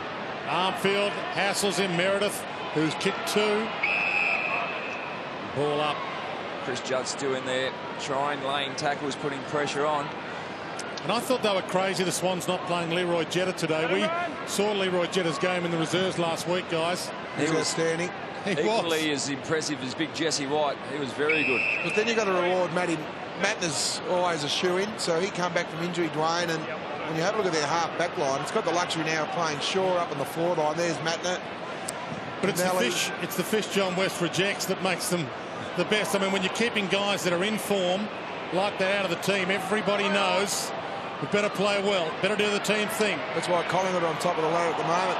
Yeah, you've got 4 or 5 players who could readily come into that team, and the players ranked 17 to 22 know if they have one substandard game, they're out. So that's what you need, especially in the finals. Depth. And the teams on the lower end of the ladder keeping players that are out of form in. Complete opposite. Meredith, one of those who kept his spot, turns it over. Judd, Simpson. Half-back flank and no one to go to, Carazzo. Well, he had to look up, and Mattner was on his own. That's why you have to transfer the play out the back again, because Sydney are just so good at creating that loose man inside their defensive 50. Gibbs to Bauer, back to Gibbs, back to Bauer. Pops it wide. Murphy. 105 to 51. It's been a demolition. Swans essentially protecting this lead at the moment. Robinson to Arnfield. Caught by McGlynn. In trouble because there's numbers around everywhere for the Swans. He can't keep it in, but he knows he can't knock it out either. Pack forms around it. Tunneled out the back, which some teams are doing deliberately now. The little push between the legs. Arnfield, Walker. A wobble forward by Joseph. palm down. Eddie Betts knocked away by Bevan. White had a piece of it, dives in. Bevan goes back in to Kirk. O'Keefe. Poise. Kick not so good to McVeigh. Carazzo cut it off. Malcheski. Carazzo push out. Murphy. White hacks it forward and it hits the post. The story of the day. Jared White, he just got himself off the ground, was very sore and sorry out after the last big contest, and the ball ended up in his hands and just quick snap around the corner. Wasn't good enough, hit the padding. Hanbury. Can't talk highly enough about his year. Daniel Hanbury had a 10 possession last quarter last week just to make sure North Melbourne didn't mount the comeback. Steady when the pressure's on, and that kick proved the point. Hugged the boundary, had to be special, and it was to Goods. And he goes back again to Hanbury, and they take some seconds off the clock. Yeah, they won't be rushing now, the Sydney Swans. They've just done enough in the second half to keep Carlton at arm's length. Short pass to Mumford. Garlick just off the bench. Carazzo keeps it in. White. And, well, it was almost deliberate, but hugged the line and didn't know whether there was a player forward or not. Comes off. Hampson comes back on. A hush. A hush of disappointment. Back toward the boundary. Walker not kept in. Well, definitely put themselves under pressure, Carlton. You see Adelaide Crows have won their last 4 games. They'll be eyeing off someone who's going to drop form in the final 8 to try and take their spot. So Carlton now 1 win out of the last 5 games. Walker to Murphy to open the door a little. Kicks the goal. He's left it since half-time, Mark Murphy, with a 24 disposals, 6 inside 50. His work rate's been super. He's been working in and under. He's Scotland there. Really good handball out to space. Walker, Murphy running hard forward. That's what you want from your midfielders, get some scoreboard pressure on your opposition. He was going to have a ping there, I think, Walker. And just thought late, I've got to give this one off. All too late, though, unfortunately for the Blues.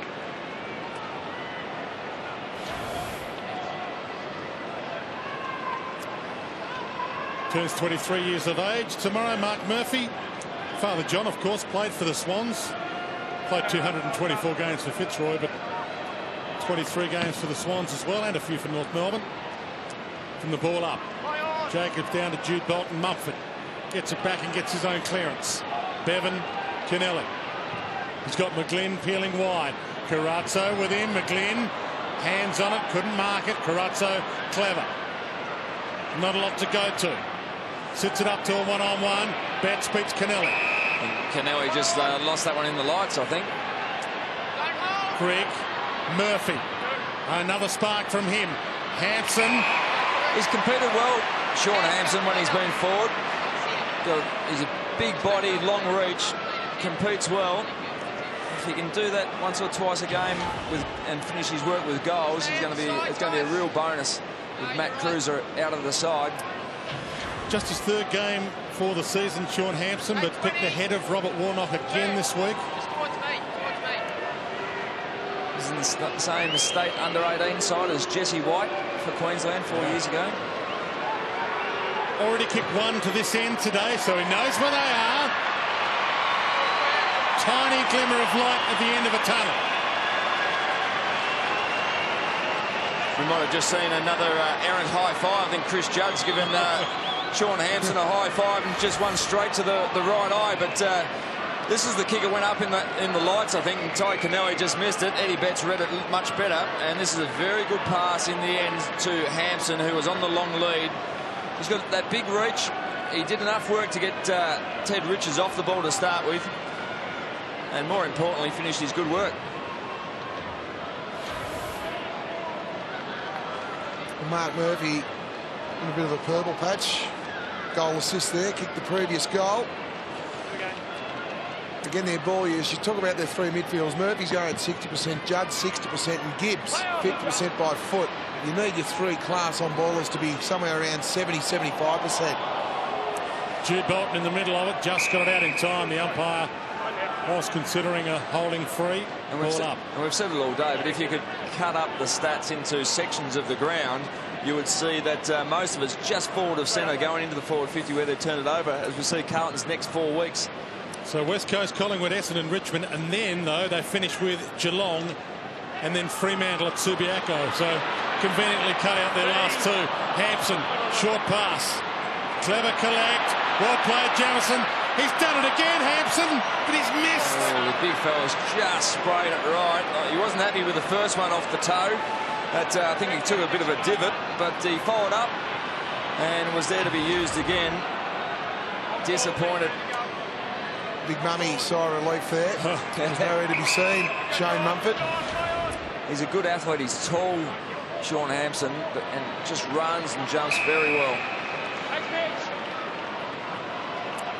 Halfway through this final term, the crowd stuck around. Over 30,000 have come along. Wide.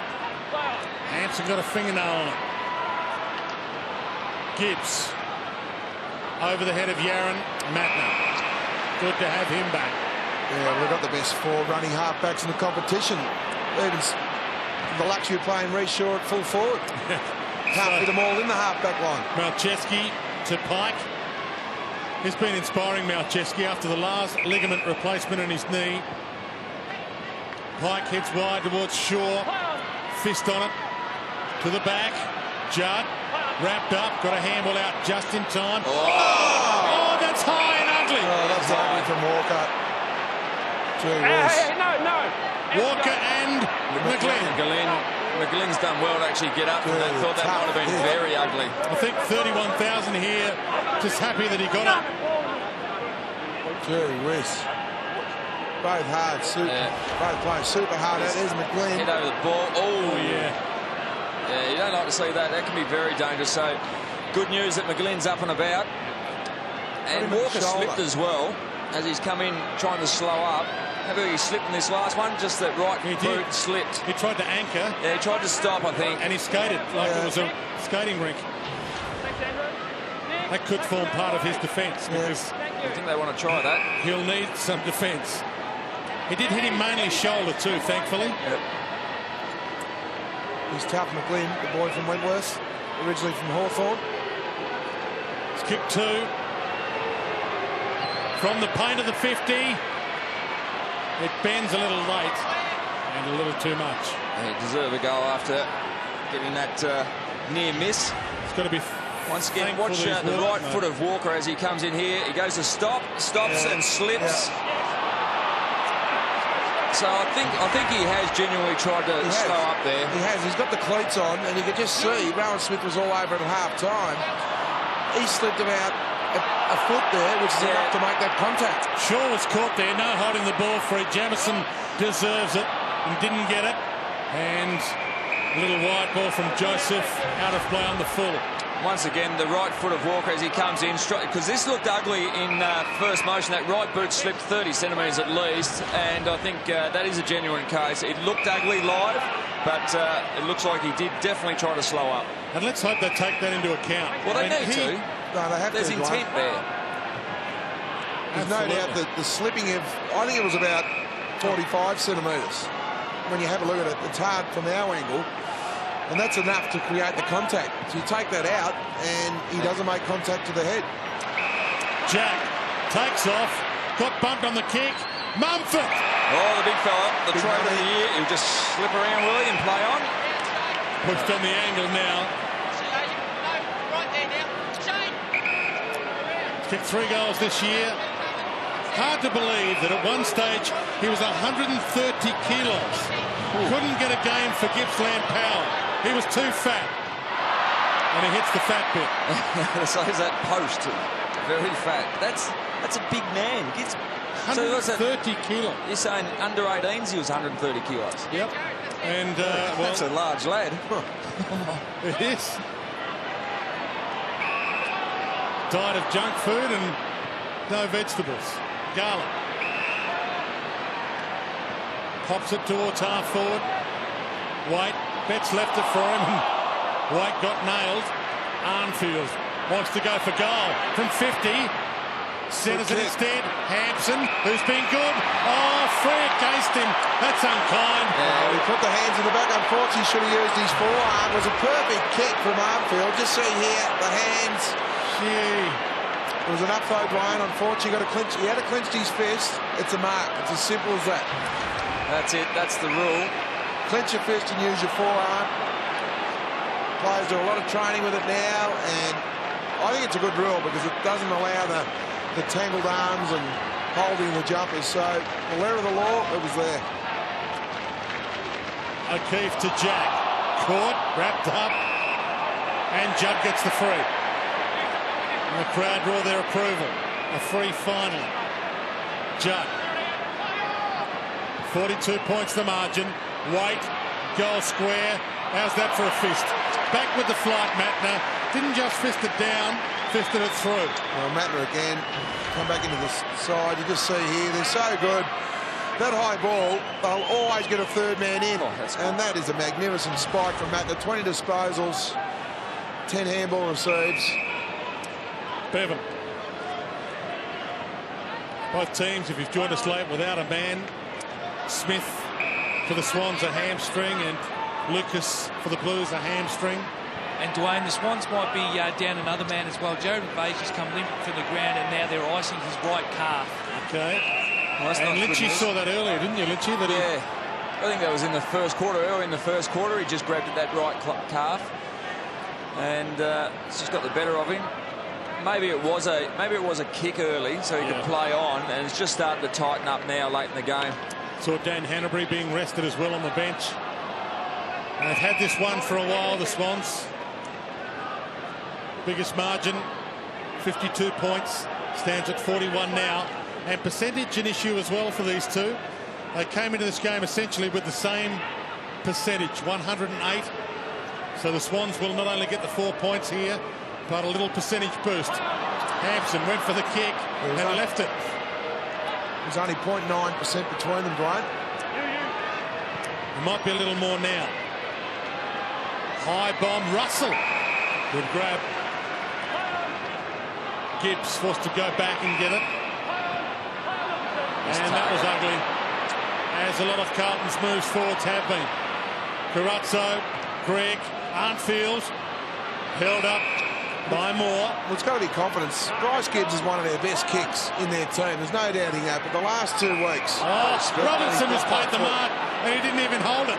So the umpire's a little over-anxious to give Carlton some help. Inside 50. Big one. Huge plug, Garland. What a grab. What a magnificent athletic grab.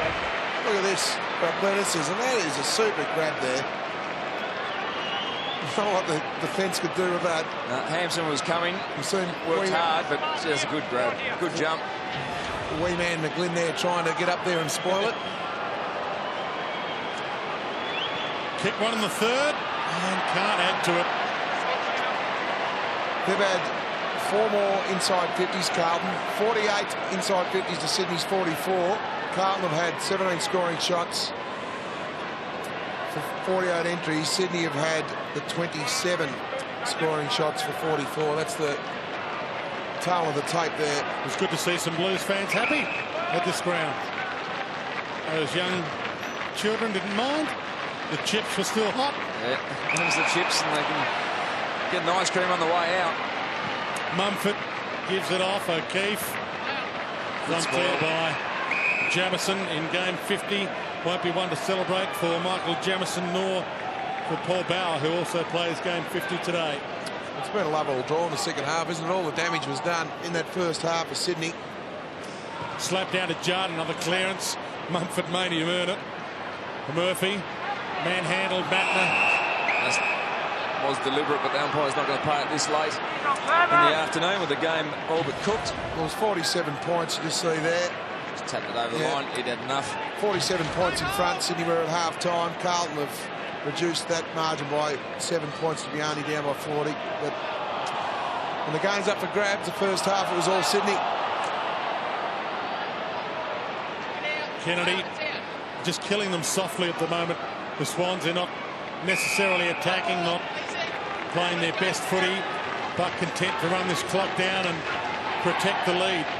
Oh, they'll just be happy with extra numbers around the ball, make it hard for Carlton to get a clean clearance. Just keep tapping the ball like Mumford there, just down at his feet. Goods, arms free, That's too goes easy. through. Kick not so good. The kick was horrible, but good to see him back in form.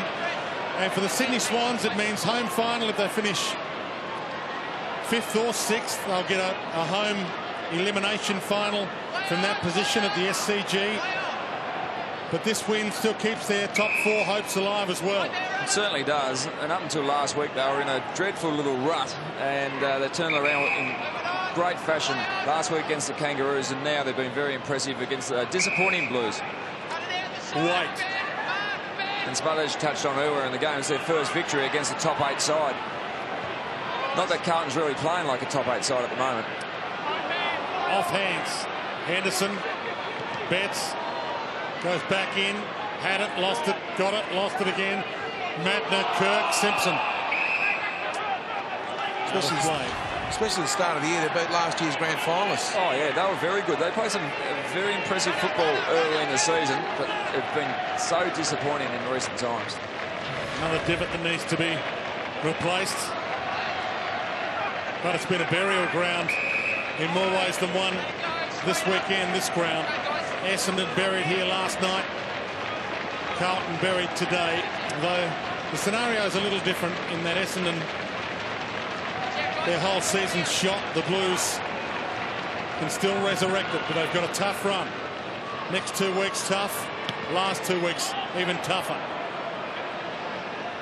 We saw their run home, West Coast at Subi, and then Collingwood at the MCG.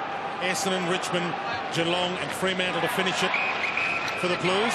In isolation, the last 2 weeks haven't been great, but without Favola, they're still in the 8. They probably would have taken that at the start of the season. Jacobs to Russell to Mumford. And Sydney, well, they've got Melbourne at the MCG next week. Then they have the Cats, Hawthorn, Fremantle at Subiaco. And that's 50. Oh, that's silly from Jared Way. That's just frustration now creeping into the game. It's the last thing they need now is just undisciplined play. It was always a mark to Malcheski. And they finished the season, Sydney, with the Western Bulldogs at the SCG and Brisbane at the Gabba. That's Sydney's last 6. Yep, just 6 rounds to go. Yeah, another good game from Malcheski. Pushed on the kick and it's still good. He'll claim that. Jack. Bit of pressure from behind, which upset the kick, but Jack's taken the mark. Malcheski's been very good again. He's racked up 24 disposals, plenty of handball receives, a dozen of those. The champion data ranking the #1 effective kick in the competition. And you can see why, because even under pressure he hit the target. Malcheski went short, ball still alive. Malcheski dives in, almost a free. Talked about his last ligament. Not only has he inspired other players to get it, Nick Malcheski, but he's inspired the wives of some ex-players to go for a last ligament replacement, I understand. Yeah, that's right. My wife had an accident overseas and had the Lars reconstruction. Went on holiday with Ruzi and called a surgeon in Brisbane straight away and booked her in on return, and it's been amazing how quickly the recovery phase is. Is she playing again already? She's not playing again. She's ordering me about again. She picked up the tempo there, but no, going very well. It's an amazing surgery. It really is. Wide ball, bouncing ball. Simpson attacks it. Kirk. He spent all his tickets, Brett Kirk, but he spent them wisely earlier. Gala. 70 from goal, and that's beautiful delivery. Where was that earlier? Hampson was harder to get out of the way. It was. But that's most frustrating. That would frustrate Carlton supporters. They've been able to get their hands on the ball in the second half. They've had the forward 50 entries that we've spoke about, the numbers-wise, but haven't had the quality of this anywhere near enough. Going about the Carlton supporters, what about Brett Radden sitting in the coach's box saying, well, it's ball use in the end. We've had 6 more entries than Sydney. We've just wrong option, bad ball use going forward. For his 3rd, hits it thin. But it's very difficult to change things around in that aspect of the game. We spoke about it pre-game. That was probably the #1 facet of the game that Carlton had to tidy up because it was so poor last week, and it's the same problem. I mean, just not performing under the pressure of good quality opposition. I mean, they all can kick. There was a reasonable midfield in that Carlton box as well. Ratton, Bradley, Harvey of the Robert variety. Of course, Greg Williams, also one of their assistant coaches during the week for the Blues. Kennelly, a wide bomb. Hanson again. He's been impressive. He's growing the second half. He's had a very good second half, Hanson. Walker, a little wobbly. Carlton, who's tried hard. Hasn't finished as well. He's got weight one-on-one with Bevan. Surely he'll go to the top of the square. He does. Bevan stands off him. Jumps. Too late. Fisted it. It was. It allowed him to go back that time, Bevan, and set up for the spoil. Judd. Bevan's hurt himself as well. Has. And the one-man band, bottom of the pack, slowly gets his way up, Chris Judd, to find out. Free against him for holding the ball. Yeah, that right shoulder for Bevan is hurt there, but Judd, I think he was frustrated. He was frustrated on. Oh, that's actually gone against Judd. I thought it was a free kick. Seriously, I know the letter of the law, but that's one of the hardest balls won for the day. That's right. He's going hard at the ball, frustrated that his team hasn't been good enough. There'll be tumbleweeds rolling down Lygon Street this week. An ugly loss.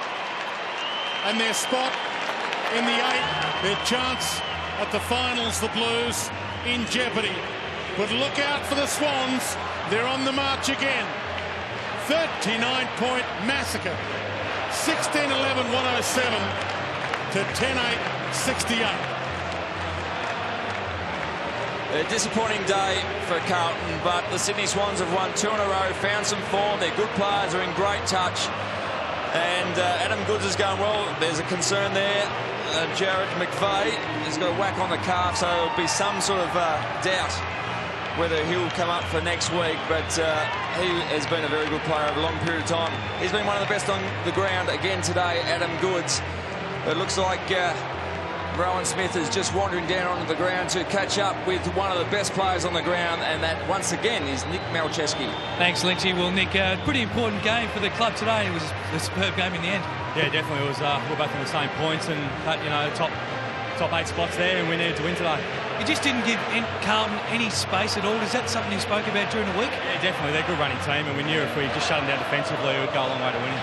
What about the run from defence? There's yourself, there's Marty Matner, who came back into the team today. There's Reece Shaw that could go forward and then come back. There's so much versatility there. Yeah, it's handy. If one of us gets tagged or something like that, you've got Tig or Reece or Marty to back it up. So, yeah, it's been really good this year. But no, there's no real standout players like for the club though. It's such an even contribution from everybody. Yeah, it's something that we work on. We know we've got some outstanding players, but we know we work best if we play as a team. Yeah, well done. Congratulations on the game today. Well done. Thanks, Rowan. Thanks. They are a great team. They've kicked a number of goals, 16 goals. They've had 7 players kick multiple goals. So they don't rely on any one go-to player. So you've had 7 different players kick 2 goals or more. And their leading goal kicker, Reggie Shaw with 3s, is saying, I've kicked 2 last week and a quarter, I've kicked 3 today. They've got the best running halfback quartet in the competition. Ryan O'Keefe's in terrific form. Adam Goodes has gone into the midfield the last 2 weeks and has had a 25 disposal game after 33 last week. They are a very, very good team. Heath Grundy, as we touched on, he's been a fantastic player at centre-half back, and to replace Craig Bolton, who's one of the standout players over the last half a dozen years for the Sydney Swans. He's been out with that Achilles injury, but Grundy's been fantastic again today. 26 disposals, 10 marks, 11 handball received, so another one of those players that can run off half-back. Sydney Swans were in full flight at Etihad Stadium. 39-point winners. Will be back to wrap up. 16-11, 107 to 10-8, 68.